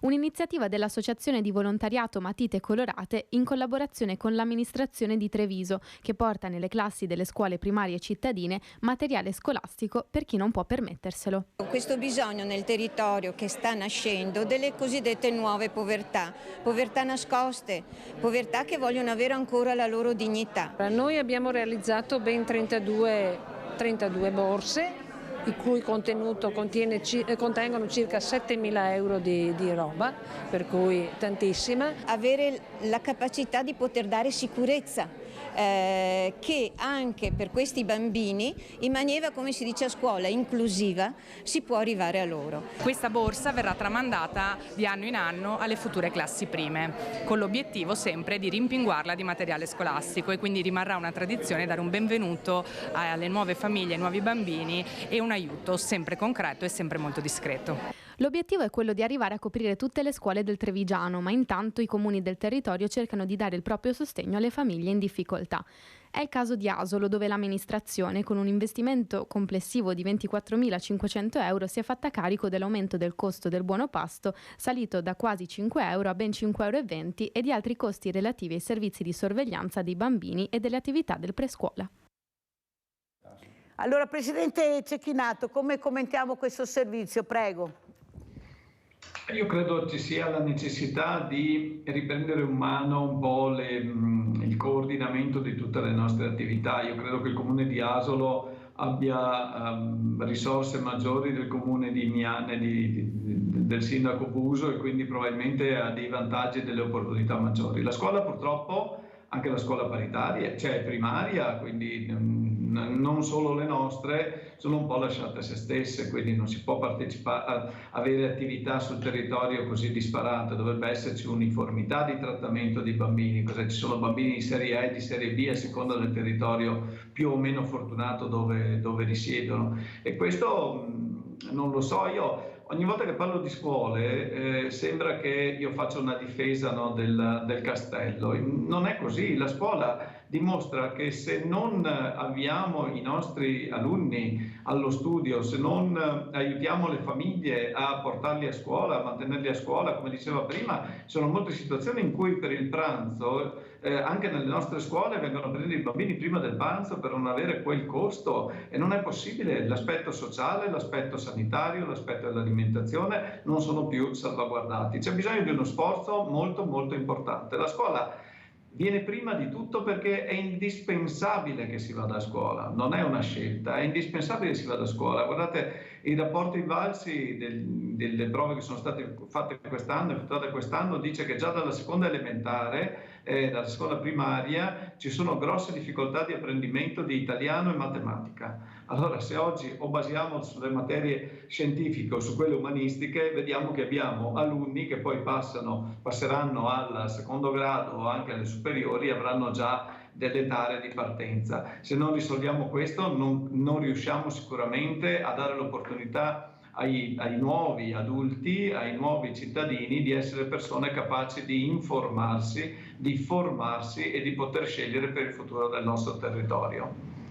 E io devo anche congratularmi perché vedo questi asili proprio dove questi genitori per motivi di lavoro non possono avere una babysitter, che portano questi piccolini a questi asili. Guardate che veramente fanno delle cose incredibili, come li aiutano a crescere bene, consapevoli. A 3 anni sanno già allacciarsi le scarpette, cioè fanno delle cose incredibili. Io veramente devo fare i complimenti, Presidente, perché io le vedo queste cose, non è che io riesco a dire il bene e il male, lo sa come sono molto diretta, se una cosa non va la dico, e se invece va e come la dico, perché veramente hanno fatto dei passi importanti, ma come dice lei, i costi non tornano i conti, non ce la fanno, Presidente, non ce la fanno, non fanno sport perché lo sport costa, non c'è all'interno degli asili e delle scuole, pochissimo, lo sa benissimo come funziona.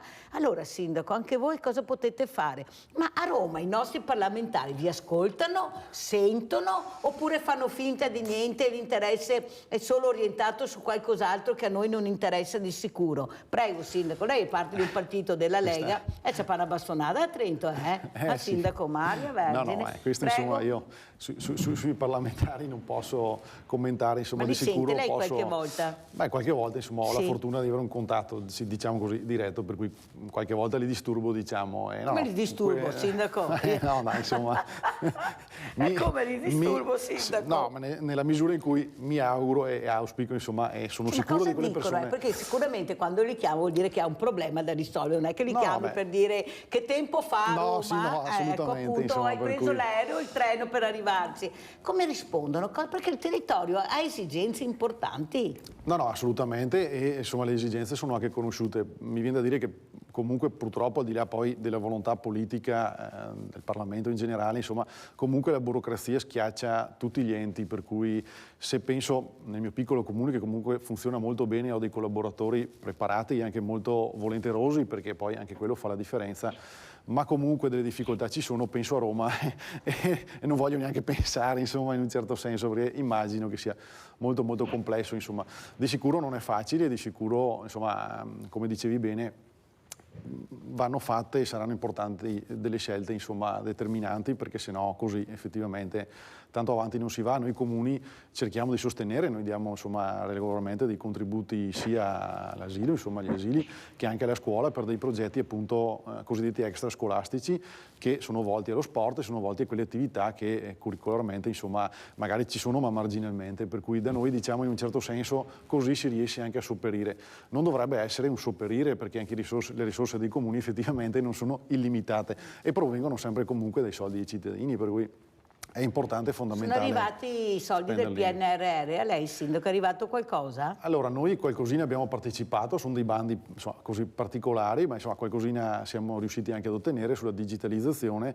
Ecco, quello che posso dire in merito per l'esperienza, insomma, vissuta, è che hanno premiato, al di là poi sì, delle spaccature insomma, che c'era, che premiava insomma, alcune realtà in difficoltà rispetto ad altre, parlando di regioni italiane, insomma, al di là di questo premiavano chi dei progetti li aveva già fondamentalmente, perché noi da quel punto di vista ci eravamo già instradati, eravamo già a buon punto, avevamo già dei progetti in essere e abbiamo insomma, beneficiato di contributi in altre tematiche, insomma, in cui delle progettualità già pronte non le avevamo, effettivamente non abbiamo beneficiato, insomma, per cui non lo so se è un'opportunità o no, però di sicuro diciamo, qualcosina ci è arrivato, lo stiamo investendo, insomma, e speriamo che possa essere utile, anzi auspichiamo insomma, che sia utile. Sindaco, che lavoro faceva lei prima di diventare sindaco? Beh, io in realtà lo faccio ancora, anche se riesco a dedicarci molto... Conosciamo sto sindaco, no? No, è vero, riesco a dedicarci molto poco tempo, però io sono agricoltore, insomma, una piccola aziendina agricola, vitivinicola in realtà, perché insomma la zona di Miane,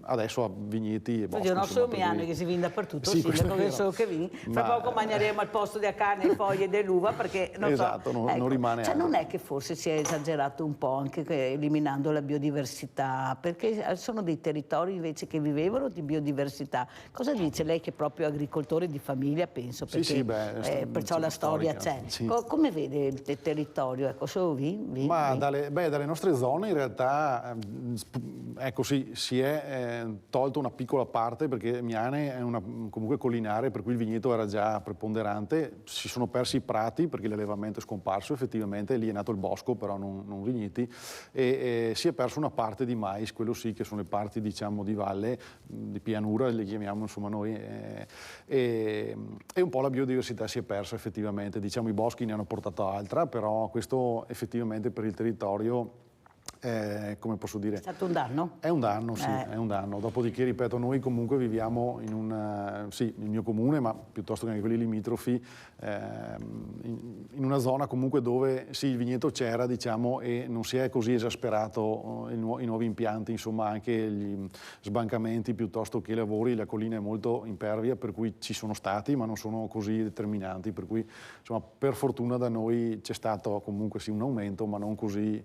Però noi conosciamo il combine, non solo per me, ma anche per i castagni, per fortuna. Cioè, per fortuna, sindaco, per cortesia, sindaco, ci lasci le castagne almeno, sindaco, che magari un grappolo di uva, ma una castagna non faria male. Perché Toro Seduto, la frase che ha detto il famoso, questo grande uomo, quando si accorgeranno che anche l'ultima foglia non ci sarà più, e ci sarà solo il denaro, capiranno che il denaro non si mangia. Cosa dice, Presidente? Intanto che vediamo queste bellissime immagini delle castagne di Combay, lei sorride, mi viene da piangere, Presidente. Guarda che sono veramente pessimista ultimamente, io che sono sempre stata ottimista, ma ultimamente non lo so. Prego, Presidente. No, sorridevo perché ormai non girano neanche più soldi, solo carte, quindi diventa difficile mangiare anche le carte. Ecco, solo questa era la battuta. Capisco le difficoltà del sindaco perché è un piccolo comune, quindi risorse non ce ne sono o ce ne sono pochissime, però un patto sociale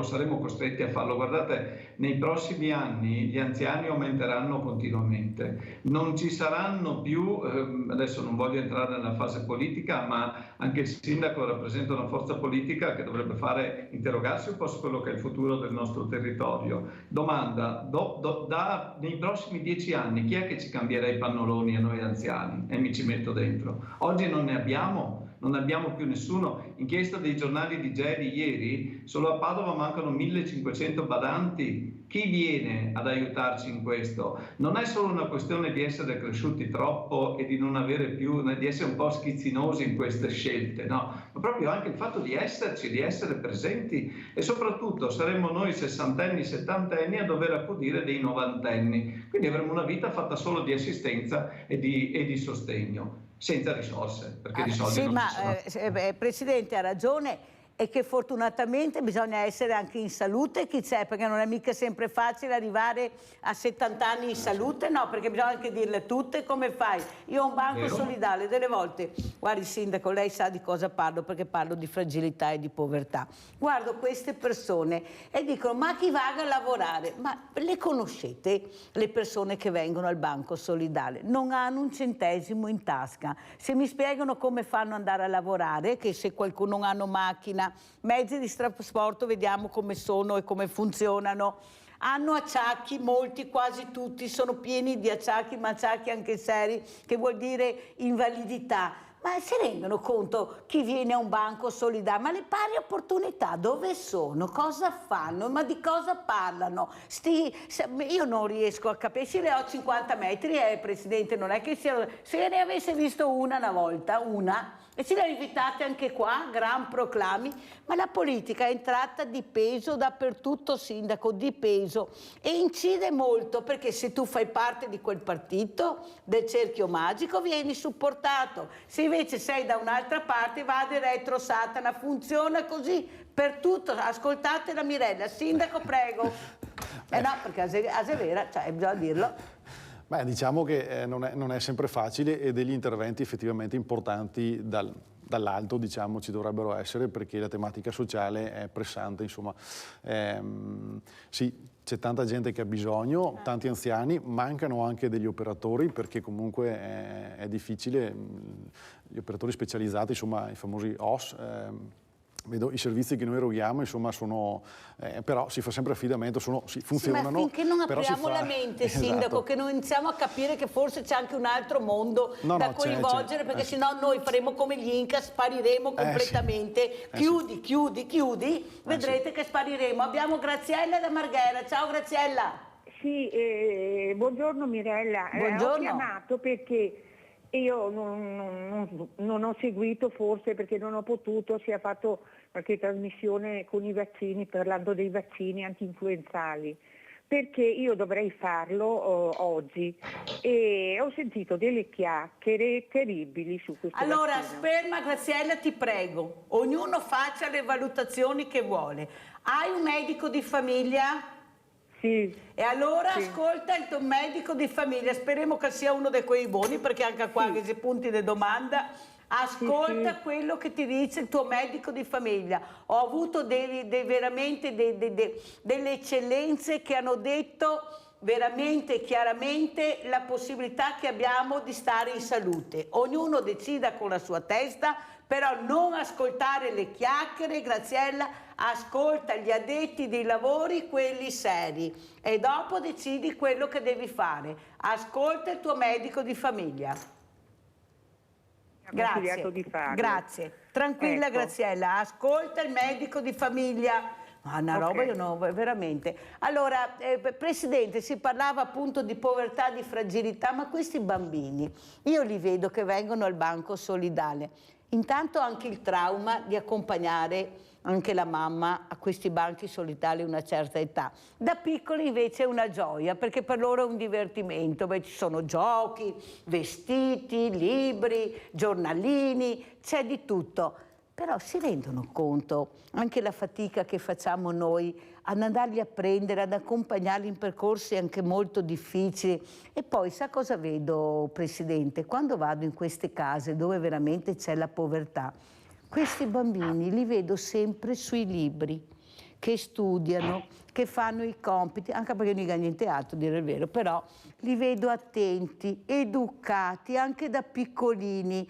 Ecco, com'è la situazione? Perché sono molto preoccupata per queste fragilità, perché non li sta accompagnando nessuno. Presidente, l'ha detto anche lei, non li sta accompagnando nessuno, non possono fare sport, frequentare centri estivi. Ci sono tante difficoltà, questi centri estivi che non ho capito perché gli dà costare sempre così tanto, e alla fine non abbiamo neanche persone alle volte competenti. Prego. No, qui in realtà la società si divide in tanti rivoli, no? Quindi parlando del mondo della scuola, noi siamo obbligati, tra virgolette, ad accettare tutti, ma lo siamo anche proprio come nostro indirizzo pedagogico, noi accettiamo chiunque. Il problema poi è la difficoltà delle famiglie nel riconoscere le proprie fatiche, le proprie difficoltà, e di metterle sul piatto, di metterle sul tavolo. Guardi, la cosa più difficile è aiutare la famiglia, i genitori, a capire quanto il bambino ha bisogno di una certificazione, ha bisogno di essere indagato per capire se ha bisogno di aiuto, perché ogni bambino rispetto alla sua famiglia è in ordine, è il miglior bambino del mondo e quindi non ha problemi di nessun tipo, salvo poi capire che l'aiuto che gli viene dato serve per il bambino, per il futuro, perché finché sono bambini, come diceva lei, e si rivolgono al banco aiuti alimentari, per loro è una festa, è un gioco, ma nel momento in cui devono essere loro responsabili della loro vita diventa molto, molto più difficile. C'è tempo e avremo modo di lavorare. Questo è un appello che più che fare a un singolo sindaco, io lo faccio all'ANCI Veneto, all'Associazione dei Sindaci, perché dovrebbero esserci delle regole tutte uguali per tutti, affinché si intervenga senza fare discriminazioni sul territorio. Un problema grosso, sindaco, a parte che siamo lì, siete su Treviso, noi siamo su Padova, lo riscontriamo proprio con l'USL per quanto riguarda la gestione dei servizi degli operatori sociosanitari che fanno assistenza ai nostri bambini, perché a differenza di qualche anno fa non c'è più l'insegnante di sostegno, no? Quindi la persona fisica che accompagnava il bambino in ogni caso quando aveva una certificazione, ma si tende alla piena integrazione scolastica, quindi a integrare il bambino con tutte le sue difficoltà in quella che è la normalità della scuola. Però di un certo aiuto ne abbiamo bisogno, abbiamo dei bambini che hanno bisogno di questo e soprattutto anche le famiglie. Lì dipende dalle relazioni che ci sono con i comuni, ma devo dire la verità, comunque funziona abbastanza bene questa relazione, però la risposta che ci viene data molto spesso è: non abbiamo i fondi, non abbiamo i soldi, e lì noi ci dobbiamo fermare, perché di fronte a una risposta di questo tipo non abbiamo altre armi per spingere l'ente a darci una mano. Molto chiaro, Presidente. Prego, Sindaco. Sì, è complesso effettivamente, insomma, da noi tutto sommato sì, le cose ancora funzionano, però effettivamente c'è una tendenza. Perciò conoscete i problemi. Sì, i problemi si conoscono anche molto bene, singolarmente, diciamo, per cui si riesce anche anche Don Maurizio, lo ricordiamo, lo salutiamo, Don Maurizio assolutamente. Presidente, sapesse che parroco che ha questo sindaco, la fortuna ha un parroco che tutti vorremmo avere. Questo sì, assolutamente. Come la Mirella intanto, diretto. No, Don Maurizio è una figura, fare, sì, assolutamente, che si prodiga, insomma, si dà tantissimo da fare per tutti, perché poi lui è a 360 gradi, insomma, ed è una fortuna averlo effettivamente. No, poi tornando anche alle problematiche, insomma, in generale anche dei bambini, effettivamente non è sempre facile, delle famiglie non è sempre facile, perché appunto non sempre qualcuno non le riconosce effettivamente, qualcun altro fa fatica per dignità, per difficoltà, insomma, a chiedere aiuto, per cui si scoprono delle situazioni molto complesse, magari dove apparentemente non Però vede, non Sindaco, lei ha detto giusto, però io è dal 2010 che ho questo banco solidale, e se tu parli a queste persone, le vai a trovare a casa, perché io ho le sentinelli che mi dicono: guarda che c'è quella persona ma ha paura a venire, si vergogna, non ha la possibilità, allora andiamo a trovarle a casa.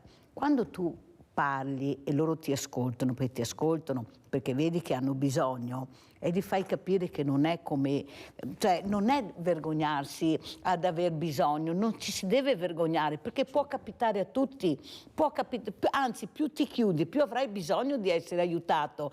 Allora poi un po' alla volta loro capiscono. Il problema è che non lo fa nessuno, non viene spiegato cosa sono questi banchi, come accedervi, pochi lo fanno. E dai, col disco, e non abbiamo personale, sì, ma allora cosa serve il mondo del volontariato se non riusciamo ad arrivare? Abbiamo visto con la pandemia, noi non abbiamo mai chiuso, Sindaco, portavamo a casa le borse anche rischiando con i volontari di prendere il Covid, però andavamo a casa. Io sono stata aiutata anche dalla Croce Rossa, perché ho una famiglia talmente grande, da sola non ce la facevo perché non potevano venire al banco perché era chiuso, perciò arrivavamo a casa. Ma non si fa squadra, non abbiamo volontari giovani. Anche qua, ad esempio, Presidente Cecchinato, iniziare anche proprio da piccoli ad avvicinarli al mondo del volontariato. Io non li vedo, non li sento, eppure i bambini, quando andiamo anche nelle sagre, lei ne sa qualcosa, hanno piacere di partecipare, questi piccoli camerieri, no, sfruttamento del bambino,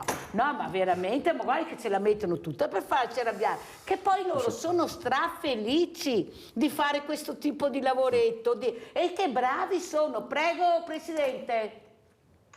Notizia di ieri, dell'altro ieri sui giornali, i medici che si sono prodigati per aiutare per il Covid sono stati multati. Per fortuna che è intervenuto Mattarella, il nostro grande presidente, che ha messo le carte a posto, perché bisogna anche dirlo, prego. Sì, ma lei capisce quali sono le relazioni tra gli enti, cioè io non posso intervenire perché qualcuno dall'altra parte mi multa. Ora, nel mondo della scuola, così siamo organizzati, il volontariato non può esserci. Può esserci nel momento in cui le scuole, parlo delle scuole paritarie, aderiscono alla RUNTS e quindi diventano enti del terzo settore. In quel caso possiamo avere anche i volontari. Però è un'azione che stiamo anche portando avanti sul territorio dove ci sono associazioni di genitori o altro, ma la nostra scuola non è la scuola privata di inglese, di francese, di lingue o di altre cose. Noi facciamo scuola pubblica e facendo scuola pubblica riteniamo di essere all'interno di un altro ordinamento. Quindi il volontariato diventa proprio attività impossibile nell'orario scolastico, quello stabilito dal calendario regionale. Le altre attività, i doposcuola, gli anticipi, i corsi per i compiti, tutto quel tempo che potremmo dare una mano ai sindaci come il sindaco presente in sala, lo possiamo fare sicuramente per tutte le attività extra, per le quali abbiamo anche personale preparato e possiamo pescare sul territorio attraverso ex insegnanti, ex dirigenti, tante persone che sono lì, che sono a casa e hanno tanta voglia di fare, però anche qua ci serve un patto globale, un patto di comunità che venga sottoscritto da tutti gli enti e sarebbe ed è oggetto di una promozione, deve partire dall'ente locale che è l'ente di governo del territorio. Allora, io ho avuto Oliviero Toscani ospite poche settimane fa, il quale si parlava proprio di scuola. E lui ha detto, io mi ricordo al liceo, il liceo mi annoiava, era una scuola noiosa. Intervistiamo i ragazzi e noi non vogliamo solo didattica, vogliamo anche manualità, anche nel dopo scuola. Cioè non è che loro per forza lo vogliono durante le ore di lezione, ma lo vorrebbero anche nel dopo scuola. Questo è quello che dicono i ragazzi che forse hanno le idee più chiare di quelli che sono. Tanto è vero che l'ha detto adesso il presidente Cecchinato, qualcuno ha tolto il volontariato dalla scuola. Anche, ecco, no, perché qualcuno ha fatto questo. Capite bene che, ecco, perché abbiamo bisogno invece di unirci invece che di dividerci e perché non abbiamo i ragazzi nel mondo del volontariato. Ma non può continuare così, perché i ragazzi si stanno ribellando, i ragazzi sono vicino all'ambiente, sono vicino alle fragilità, odiano le guerre, cioè loro hanno le idee chiare su quel mondo che vorrebbero. È qualcun altro che invece continua a non ascoltarli, perché li ascoltiamo veramente poco. Anche i bambini, quando noi li intervistiamo, hanno 8-9 anni, ma sono bravissimi. Non sono imbranati come eravamo noi all'epoca, cioè questi sono proprio bravi. Prego Sindaco, forse ascoltarli di più, cercare di arrivare anche col mondo del volontariato, anche nel dopo scuola, intrigarli di più con una scuola innovativa anche. Questo sì, sicuramente ascoltarli è fondamentale, lo ritengo anch'io, anche perché effettivamente hanno le idee molto più chiare tante volte degli adulti. Sì, io sono convinto che con il volontariato insomma, si arriva molto più in là, perché effettivamente con il resto è un po' anche un limite, però no, perché con il resto non ce la si fa, troppi costi. Metterci insieme è importante, da noi insomma funziona, anche noi abbiamo il prescuola gestito da un volontario, insomma poi il pulmino dell'asilo sul quale va messa una persona insomma, che è un volontario, per cui no, posso confermare che il volontariato è fondamentale. Ci sono le scuole che effettivamente si danno da fare, quelle paritarie insomma anche loro, e ci aiutano. È importante, è fondamentale insomma, ripeto, perché si riescono a creare anche dei piccoli servizi che magari non sono così eclatanti, però sono importanti e determinanti, come si diceva prima, insomma i trasporti, un anziano che ha bisogno di essere accompagnato da una visita, insomma noi lo facciamo anche tramite la professionalità, ma è stato fatto anche tramite il volontariato, e questo è stata una bella esperienza, insomma è stata, perché purtroppo per alcune cose la legge, non dico che ci impedisce a priori, però rende molto difficile poterlo fare, perché effettivamente ci vogliono delle convenzioni, ci vogliono dei patti, assicurazioni, è molto complessa la burocrazia, insomma, e se uno la guarda insomma, così prende paura, perché crea dei grossi limiti dove invece non ci dovrebbero essere, perché darsi una mano, fare squadra, lavorare tutti insieme è la cosa più bella, più importante, e ci aiuta veramente ad andare oltre, insomma, quello che è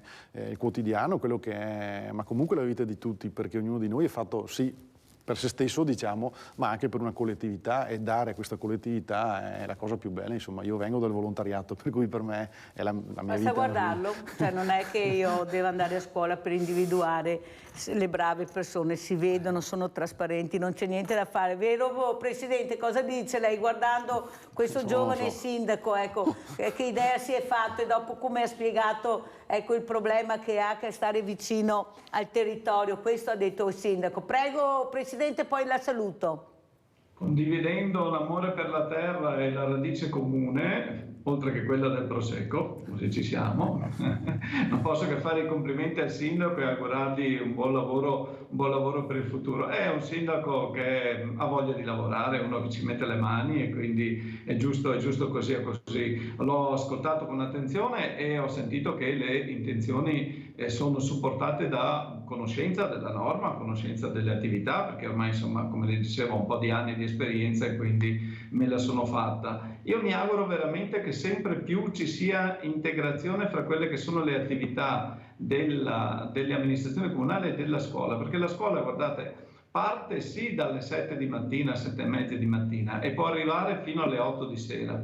Poi però cerchiamo di capire se è giusto che questi bambini siano lontani dalle loro famiglie per 20 ore al giorno. Oddio, se ci sono le famiglie, perché guardi che ormai dubito, Presidente, non voglio sparare nel mucchio, per carità, però noi dobbiamo arrivare proprio dove non ci sono le famiglie, non ci sono i genitori, perché veramente è là il problema, non quello che va bene. Dobbiamo supportare quello che non va bene e aiutare questi bambini che non hanno nessuna colpa, questi ragazzi che poi si tramutano in gesti veramente disperati che danneggiano tutta la comunità. È là che dobbiamo andare a parare. Grazie, saluto Mirko Cecchinato, Presidente FISM Padova, Federazione Italiana Scuole Materne di Padova, responsabile nazionale per le politiche da 0 a 6 anni. Grazie Presidente, buon lavoro. Sindaco, rimane ancora con me o deve scappare? Beh, mi dica lei, insomma, io qualche minuto... Ecco, allora me lo tengo qua un altro po' questo sindaco, così parleremo anche di qualcos'altro molto importante. Grazie,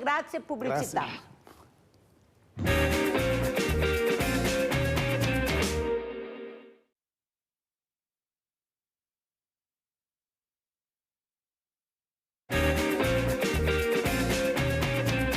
Allora è rimasto con noi il sindaco che ringraziamo veramente, Denny Buso, sindaco di Miane. Abbiamo collegato da Recanati Maura Nardi e Emanuele Loati. Buongiorno sposi.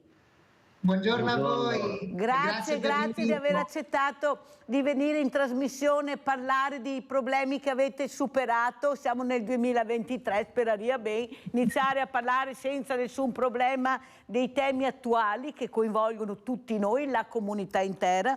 Saluto anche da Vicenza il dottor Bruno Ruffato, pediatra. Buongiorno dottor Ruffato, grazie anche a lei di essere qui con noi. Grazie a voi, buongiorno. Buongiorno dottor Ruffato. Allora io inizierei proprio da Maura Nardi e Emanuele Loati, neosposi. Allora presentatevi sposi, da chi inizia? No, iniziamo subito, intanto diamo parola a Maura Nardi. Prego Maura. Innanzitutto vi ringrazio per questo invito e un grande saluto ai vostri ascoltatori e al Veneto in generale, perché sono particolarmente legata al vostro territorio, perché papà nel 1971 ha svolto il servizio militare a Bassano del Grappa, nel corpo degli alpini, e quindi io già da piccolissima ho frequentato il famoso ponte di Bassano. Quindi papà è molto legato al vostro territorio, ha dei ricordi bellissimi con la vostra gente, spesso e volentieri la domenica andava a pranzo dai commilitoni che vivevano vicino alla caserma, e quindi ha questo rapporto speciale con voi, con il Veneto.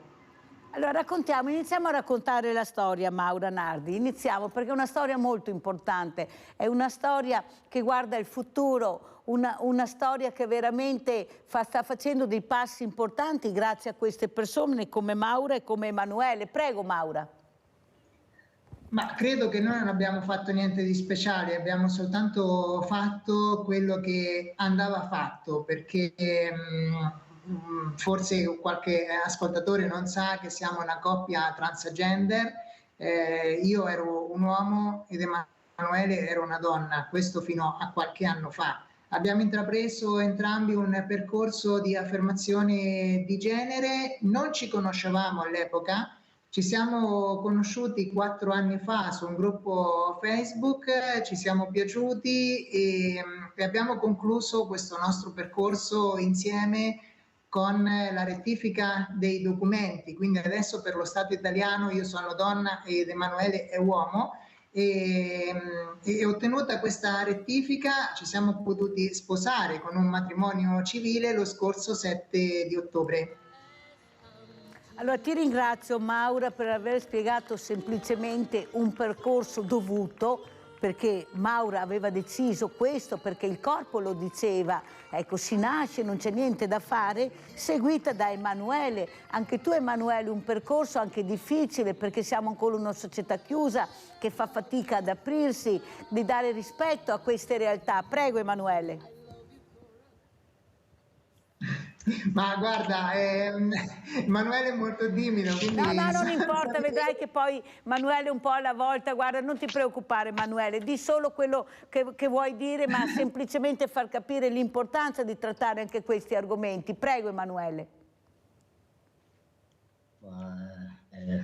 Intanto come stai? Sì,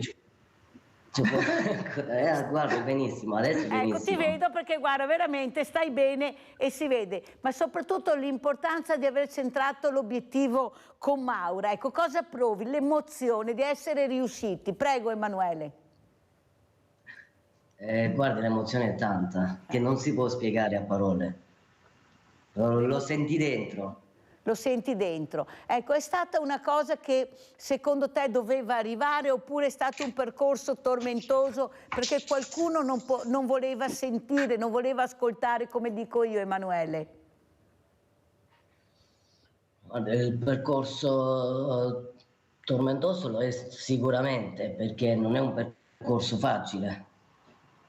È un percorso complesso, è un percorso anche doloroso, difficile. Diciamolo Emanuele, anche doloroso. Molto doloroso, però ce l'abbiamo fatta. Ecco, questo è quello che volevo sentire. Sentiamo anche come commenta il dottor Bruno Ruffatto, pediatra. Ecco, queste creature che ce l'hanno fatta, che sono riuscite ad essere ascoltate, a diventare marito e moglie, si sono sposati. Prego, dottor Ruffatto. Chiaramente noi pediatri assistiamo a un cambiamento delle famiglie, quindi dobbiamo naturalmente accettare questa situazione. I bambini che accedono poi ai nostri studi sono bambini che sono figli di coppie molto diverse.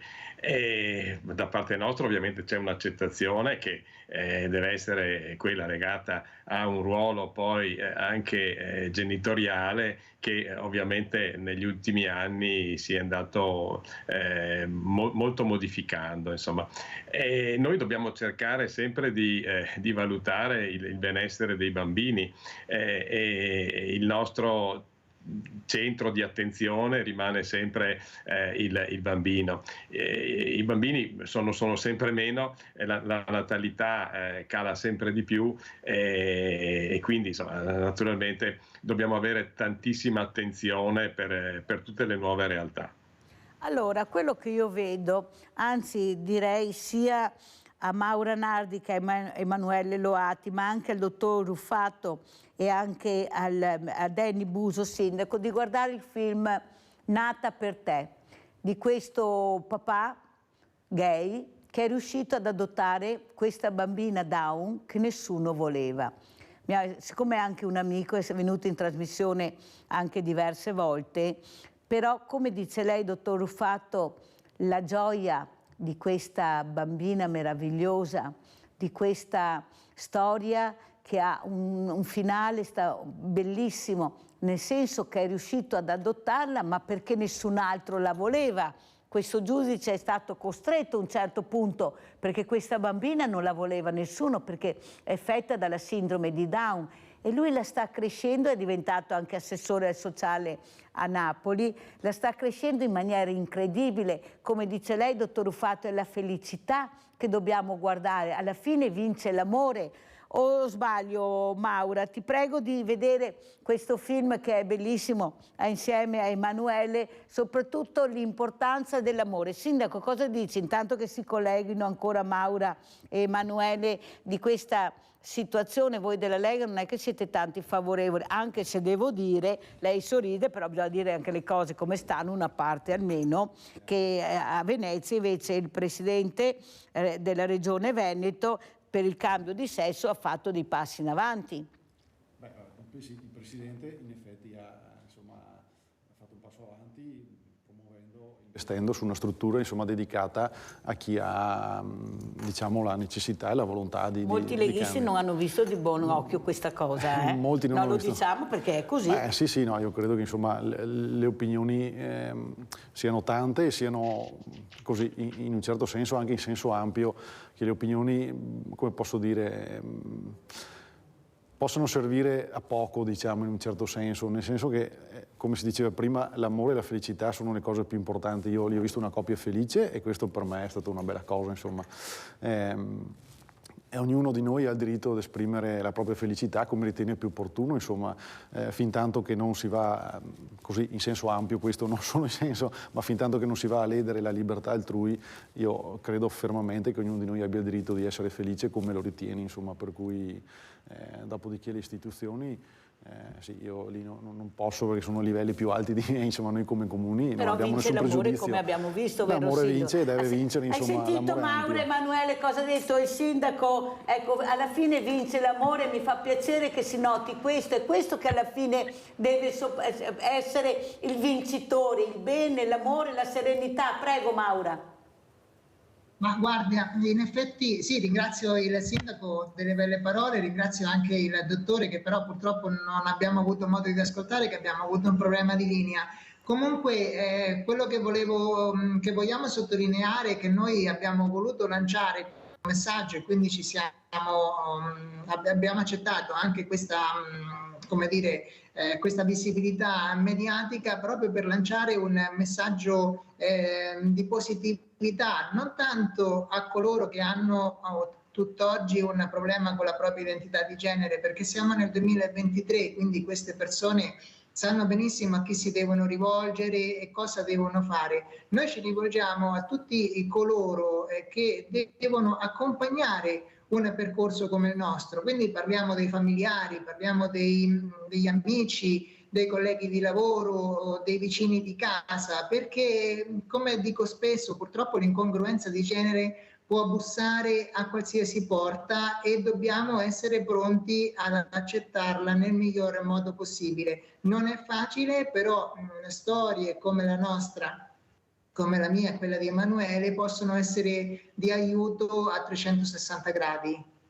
Molto chiara Maura, io ho avuto anche la scorsa settimana appunto due donne, due ragazze che si sono sposate e che adesso stanno cercando di avere questa bambina, ma il percorso che è difficile perché ancora siamo molto chiusi e invece dovremmo essere trattate, diceva questa donna, in maniera diversa, perché alla fine noi stiamo solo cercando di far vivere l'amore, che emerga l'amore, di fare una vita sana, una vita dignitosa, decorosa, e vediamo attorno però le famiglie, e l'abbiamo visto anche sul film Nata per te, che ripeto, spero che Maura, Emanuele e anche il dottor Rufato lo guardino. L'importanza è da capire che devi togliere le barriere, noi dobbiamo superare le barriere e guardare veramente quello che serve nella vita, che è la serenità, è star bene, essere sereni, vivere con la comunità,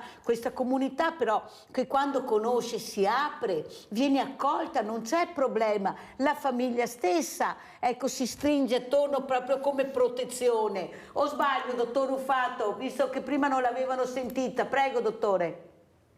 Ma allora, io parlo da pediatra e quindi naturalmente il centro dell'attenzione sono i bambini, ma ovviamente anche le famiglie entro le quali questi bambini crescono. Quindi l'importante è che oltre alle famiglie non vengano discriminati soprattutto i bambini, e quindi noi dobbiamo stringerci attorno a loro e soprattutto essere d'aiuto in un sostegno alla genitorialità che vediamo sempre più fragile in tutti i tipi di famiglia. Quindi il nostro sostegno deve essere assolutamente pieno. Purtroppo troppo spesso le discriminazioni si ripercuotono anche in maniera pesante sui bambini, e ci sono delle coppie che funzionano benissimo come coppia, ma funzionano male come genitori e viceversa. Quindi bisogna vedere sempre e seguire molto bene i bambini in maniera tale che soprattutto loro non abbiano a soffrire per situazioni che ormai al giorno d'oggi devono essere considerate delle situazioni non più nuove, ma situazioni attuali. Molto chiaro, dottor Ruffatto. Allora andiamo a vedere proprio questo centro regionale Veneto per il cambio di sesso. Andiamo a vedere e a sentire.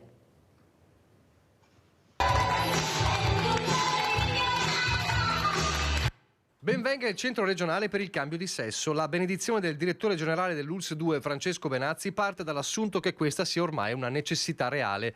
Lo dimostra il fatto che già 2 richieste siano state avanzate all'azienda sanitaria negli ultimi tempi, e lo dimostra ancora di più il calvario di una donna, un tempo uomo, dell'area castellana, che ha subito nel suo percorso ben 60 interventi chirurgici.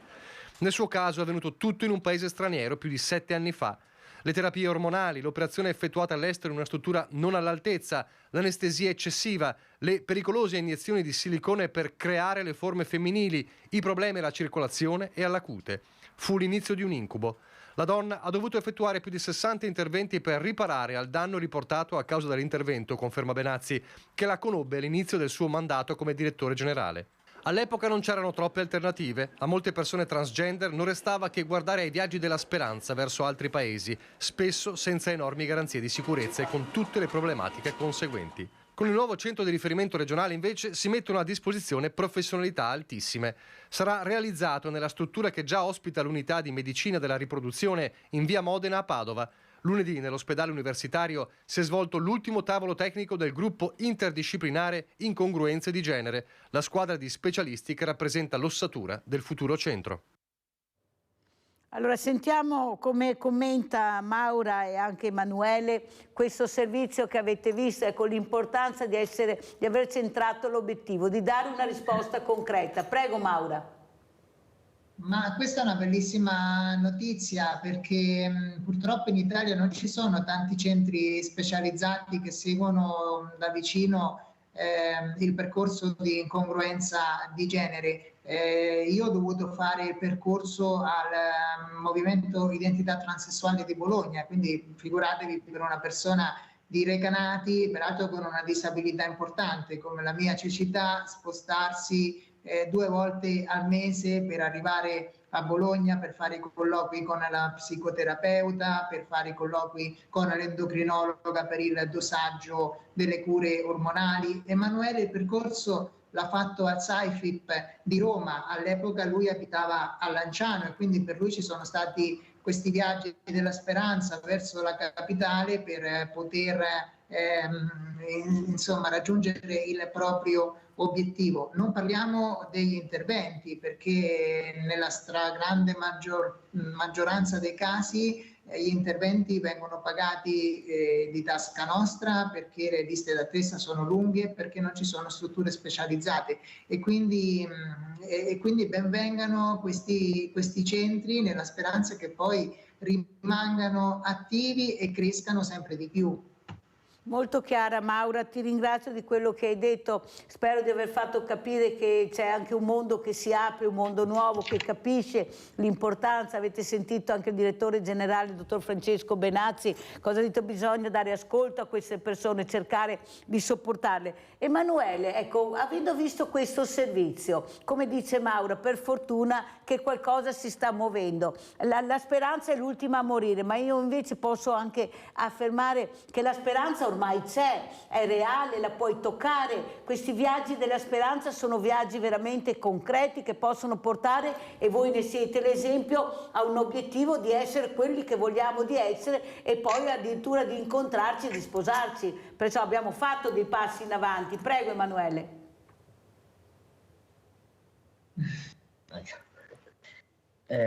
Guardi, sono contento di sentire di queste novità Non lo sapevate? Di questi centri? No, non lo sapevamo. Cioè, sapevamo che si stava muovendo qualcosa. Hai visto? Io ho fatto bene a farvi venire in trasmissione. Avete visto che vi ho dato una buona notizia. Prego, prego Emanuele. Guarda, sono contento di questi centri, per fortuna ci sono, anche se sono pochi, ma è di un grande aiuto. È di un grande aiuto. Per chi ha bisogno, per chi ha la necessità.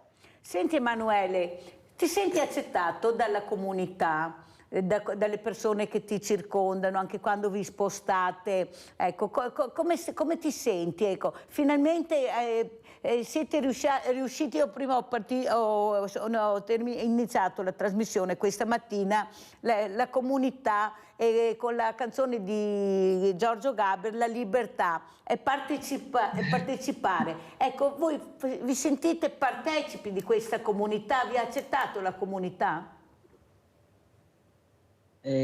Sì, la comunità sì, ci ha accettato benissimo, però io sono di quel pensiero che se ti comporti bene prima, ti accettano prima, per quello che sei ti accettano anche dopo, anche perché cambiando il genere non cambi come persona. Bello quello che hai detto, è vero, io sono una brava persona, mi comporto bene, indipendentemente del sesso, sono accettato. E quello che è successo per questo papà quando è venuto in trasmissione, io ho solo ricevuto telefonate di supporto, nonostante lui avesse dichiarato sono gay, sto cercando di fare del bene a questa bambina che nessuno voleva. Ecco, Maura, cosa vuoi dire tu Maura? Ti senti accettata, partecipi, uscite tranquillamente senza più nessun problema, o c'è ancora qualcosa da migliorare, Maura? No, noi non abbiamo avuto nessun problema, pur vivendo in un paese piccolo come quello di Recanati. Come diceva Emanuele, probabilmente eravamo due persone ben integrate e ben volute dalla comunità prima della nostra transizione, dopodiché la situazione è rimasta uguale, quindi sicuramente abbiamo fatto un buon lavoro anche nel far capire alle persone che c'erano vicine, che stavamo affrontando questo percorso, che c'era un grande disagio, e quindi le persone ci sono state vicine, c'è stata questa comunicazione molto, molto serrata, molto delicata, molto naturale, e le persone lo hanno capito e ci hanno accettato, quindi non abbiamo nessun problema quando usciamo di casa, anzi l'ho detto 1000 volte che Recanati è un paese molto meno selvaggio di come lo aveva dipinto Giacomo Leopardi, però è vero che ci sono due mondi, noi viviamo nel mondo reale per fortuna, e il mondo reale è molto diverso dal mondo social, dove invece vengono fuori delle cose assurde, degli attacchi personali, degli insulti, delle offese, e questo un po'... Maura, i giovani e la questione transgender come la vedi tu? Come rispondono questi giovani? Perché io li vedo molto ottimisti, molto positivi, anche molto consapevoli di quello che è la realtà del vivere quotidiano anche di queste coppie, ecco, che veramente hanno tutto il diritto di sentirsi normali. Prego. Guarda, io... Si è bloccato. Sindaco, intanto che riprendiamo, che è caduta la connessione, ecco, lei cosa vuole dire a Maura ed Emanuele? È bello sentire, siamo sempre stati accettati perché noi ci comportavamo anche prima bene, perciò indipendentemente del sesso che abbiamo cambiato, è bella sta roba. È molto bella e credo che sia, esatto, credo che sia effettivamente vero, nel senso che la differenza non la fanno le nostre scelte, ma la fa, o meglio, le nostre scelte personali, ma la fanno le nostre scelte nella collettività, nella comunità, per cui chi si integra, chi aiuta la collettività, chi si dà da fare, insomma chi è presente, a prescindere dalle scelte che poi fa, insomma, viene accettato, o comunque, come è normale che sia, insomma, viene rispettato. Se uno è una brava persona, se esatto. sono brave persone, io guardo la persona come si comporta e non mi interessa niente altro, è una vita privata sua, è lei che deve decidere o lui che deve decidere. Ecco, sentiamo anche il dottor Ruffato, sono belle queste parole che ha detto Maura e anche Emanuele, dottor Ruffato, nel sentire, ecco, come la comunità si apre, partecipa alla scuola stessa. Prego, dottore.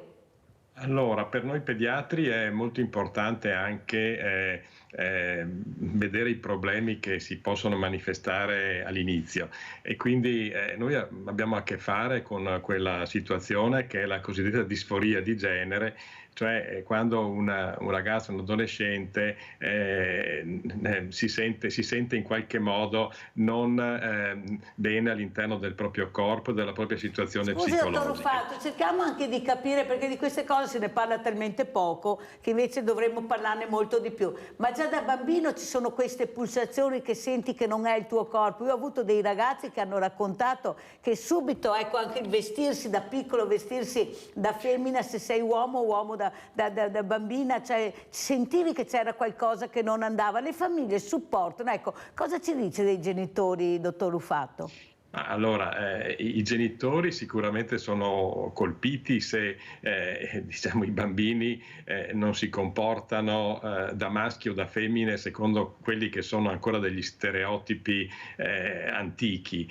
In realtà noi vediamo già nei bambini molto piccoli che ci sono degli orientamenti qualche volta non uniformi in questo senso. Questo non vuol dire che poi ci sarà un esito particolare. L'importante è non colpevolizzarlo e quindi coglierlo nel momento più opportuno.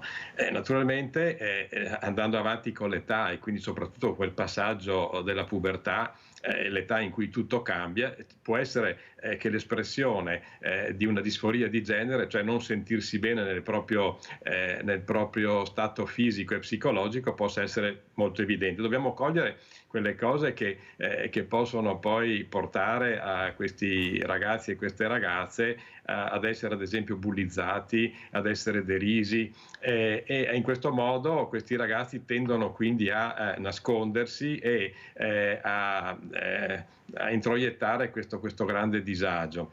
Quindi noi dobbiamo naturalmente cercare di fare in modo che genitori e ragazzi e ragazze cerchino reciprocamente di comprendersi.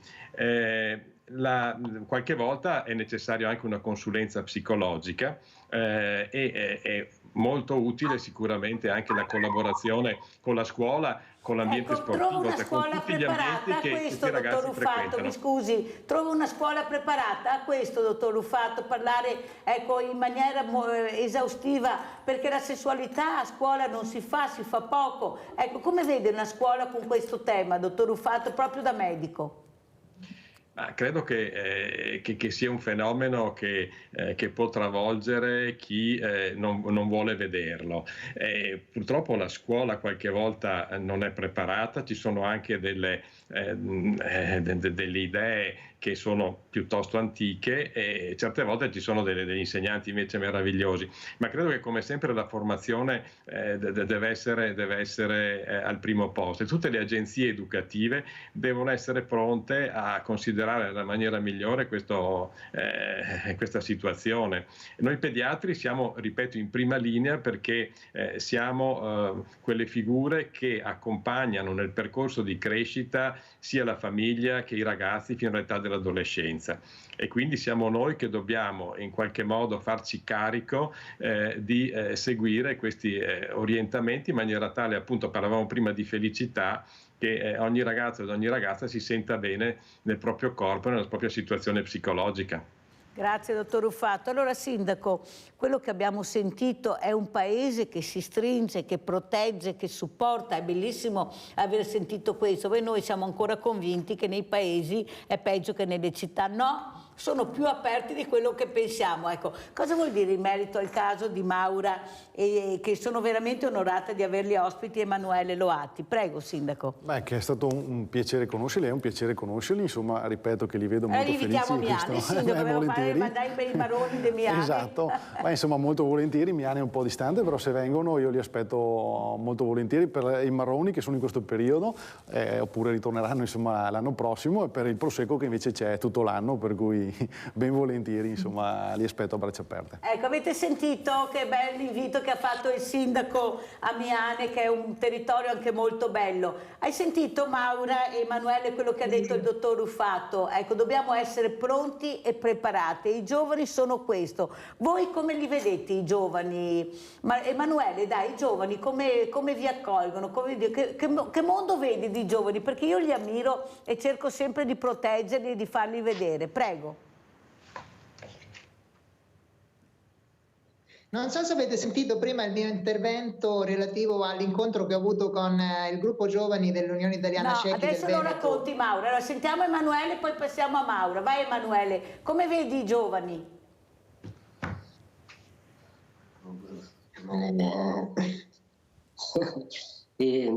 Onestamente quello che vedo io dei giovani li vedo un pochino tranquillo prendono la vita un pochino troppo, come si vuol dire, superficiale, vogliono fare tutto subito senza sapere che questo percorso nostro è un percorso lungo e complesso. Bisogna anche spiegarglielo, però bisogna farsi ascoltare, Emanuele. Forse diamo loro poco ascolto, ma vorrebbero capire di più. Ma cosa dici tu, Maura? Ecco perché è importante parlarne di queste cose, no? Noi abbiamo subito degli attacchi sui social perché avremmo dovuto, secondo alcuni, tenerci la nostra storia senza sbandierarla ai 420, ma in realtà è importante parlarne perché può essere d'aiuto per tante persone e perché comunque le persone si arricchiscono di qualcosa che non sanno. Come dicevo prima, ho avuto un incontro bellissimo con il Comitato Giovani dell'Unione Italiana Ciechi del Veneto. C'erano una ventina di ragazzi collegati tra i 18 e i 36 anni, ho spiegato loro la mia storia, mi sono raccontata e credo che ne siamo usciti tutti arricchiti, perché anche le loro domande mi hanno fatto capire che sono molto interessati a conoscere una cosa che purtroppo se ne parla poco e a volte quando se ne parla male. E quindi ecco, non bisogna avere paura di parlare di queste cose. Vedi Emanuele che la tua dolce metà, tua moglie, ha detto una cosa importante, tu invece sei più scettico. Lei ha detto: se noi parliamo a loro, ci facciamo capire l'importanza della questione, loro ascoltano, anzi sono interessati a capirle. Quello che non si fa, Emanuele, per questo anche tu fai fatica a parlare, ma invece tua moglie che parla ha capito che bisogna parlare, spiegare, perché non lo fa. Non possiamo incolparli se nessuno spiega la realtà della questione anche all'interno della scuola. Cosa dice dottor Ruffatto?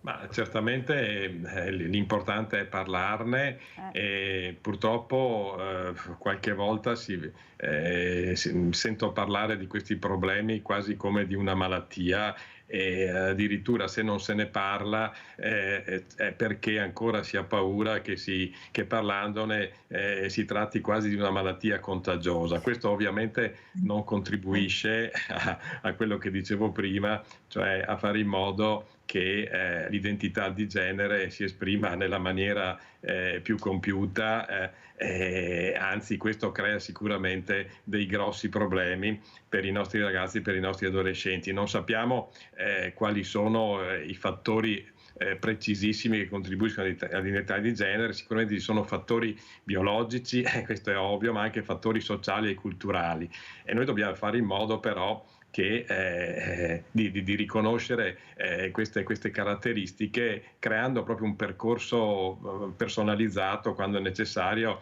per ogni adolescente, in maniera tale appunto che non si tratti più, come qualche volta si parla, di patologie, di malattie. Insomma, questo è ovviamente una cosa che non va fatta.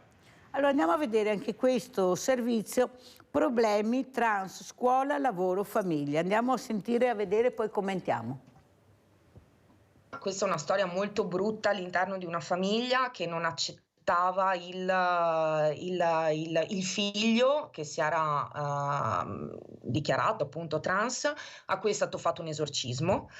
E questo ragazzo l'ha vissuto ovviamente in maniera terribile. Una storia di discriminazione all'interno della famiglia subita da un 17enne transessuale. A raccontarla la presidente di Sat Pink, associazione che da 10 anni accoglie le persone che stanno affrontando il percorso di affermazione di genere, affiancandole con un servizio a 360 gradi grazie ad un'equipe di psicologi, legali e gruppi di mutuo aiuto. Fortunatamente, sottolinea Ilaria Ruzza, storie come queste sono molto rare, frequenti invece gli episodi di emarginazione e bullismo che vivono i ragazzi nel mondo della scuola e dello sport, come quello di una studentessa trans di un istituto professionale veneto bullizzata dai compagni. Non tanto in classe, ma negli spazi comuni, fuori dagli occhi degli insegnanti, quindi nel cortile oppure nell'autobus che questa ragazzina doveva prendere per andare a scuola, e questo ha portato la persona ad abbandonare la scuola. Nel 2022 sono state 250 in Veneto le persone trans supportate dagli sportelli di Rovigo, Padova e Verona del SAT.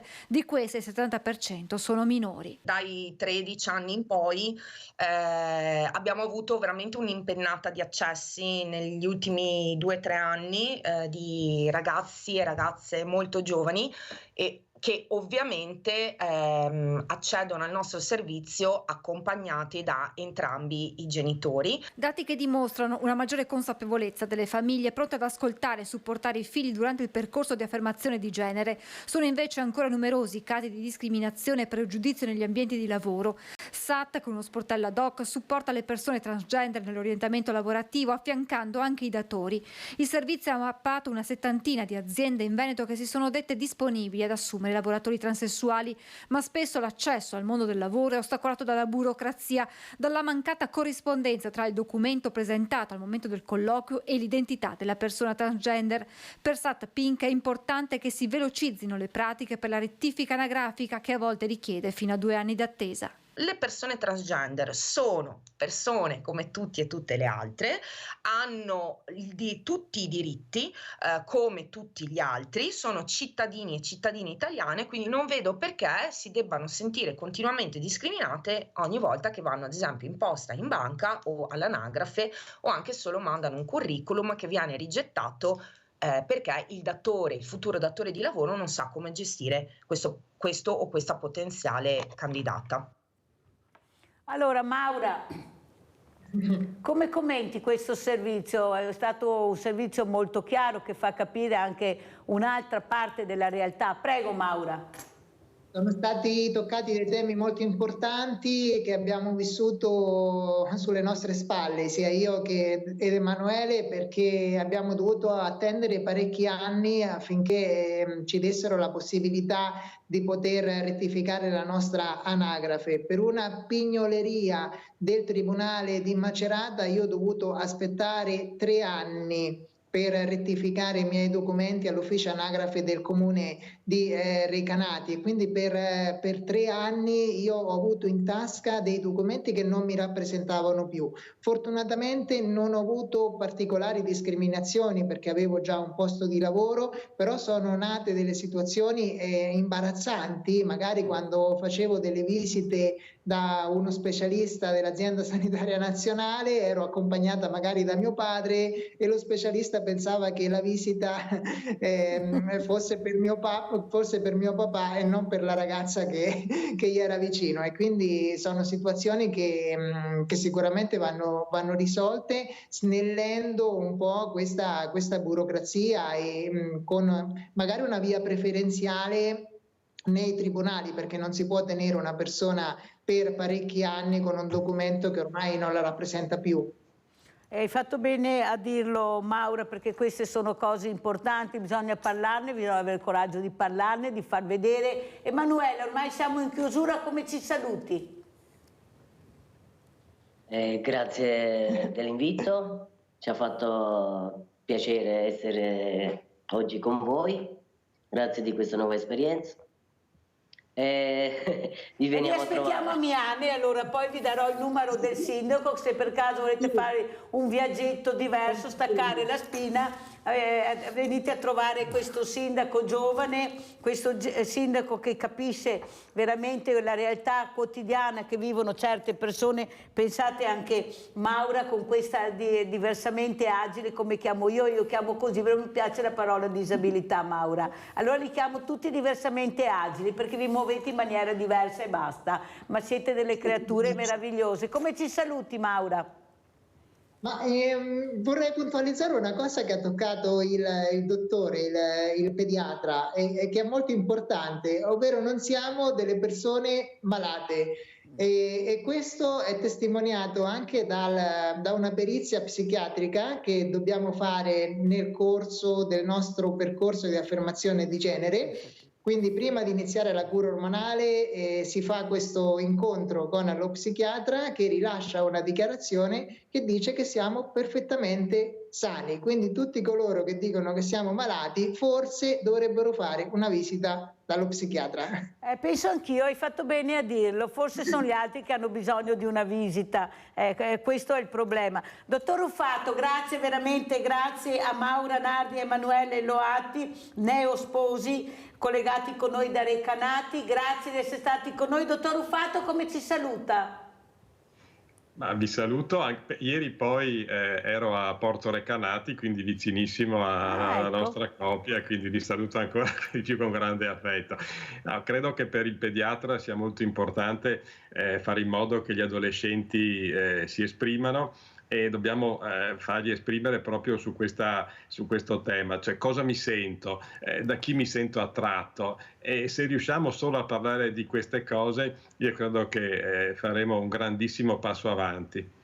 Allora, l'ultima cosa che le chiedo, dottor Ruffato, i vaccini. Si parla ancora di vaccini, molti genitori non vogliono vaccinare i loro figli. Ho sentito veramente sabato, avevo il dottor Miozzo, perciò non l'ultimo della classe, invece che crede molto ai vaccini, specialmente nella prima età. Prego. Beh, abbiamo appena celebrato la giornata contro la meningite, sollecitando tutti i genitori a proteggere i bambini, ma anche gli adolescenti, contro queste malattie gravissime che vengono in bambini e adolescenti assolutamente sani. E la testimonianza poi viene dalla nostra grande campionessa Bebe Vio, che porta nel corpo i segni drammatici di questa malattia.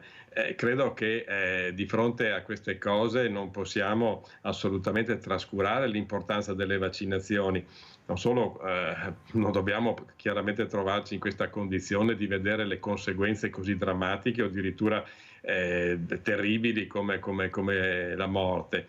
I vaccini sono uno strumento fondamentale di prevenzione che naturalmente va continuato nel tempo senza cedimenti, anche se purtroppo ci sono varie vicende che portano a dei genitori che ogni tanto hanno dei dubbi, ma noi pediatri cerchiamo di sollecitarli proprio anche in sintonia con la Regione Veneto, che offre gratuitamente tutto il meglio dei vaccini che proteggono contro una grandissima parte di malattie prevenibili. E quindi assolutamente. Prima dottor Ruffato ha chiamato una diversamente giovane che ha chiesto: ma io mi devo vaccinare perché sento delle chiacchiere. Io ho detto: ascolta il tuo medico di famiglia. Chiaramente dipende dall'età, per cui io che ho i capelli bianchi dovrò vaccinarmi adesso assolutamente contro l'influenza, dovrò vaccinarmi contro, lo stanno facendo anche una campagna pubblicitaria di promozione della salute a livello nazionale in televisione, contro lo zoster, dovrò vaccinarmi contro lo pneumococco. Dottor Ruffato, devo chiudere, purtroppo la trasmissione è terminata. Grazie al dottor Bruno Ruffato, pediatra, grazie anche al nostro sindaco Danny Buso, sindaco di Miane, grazie di essere stato con Grazie, Mirella. Mirella. Grazie a voi, adesso andiamo a vedere la posta di Mirella.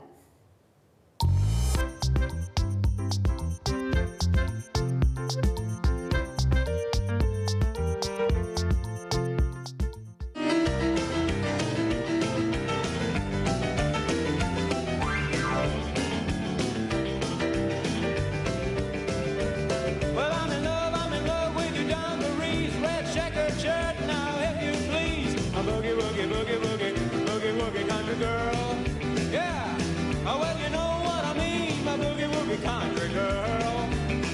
Well, it's Saturday night and I just got paid. Don't worry about the money that I'm not gonna save on my boogie woogie boogie woogie boogie woogie country girl.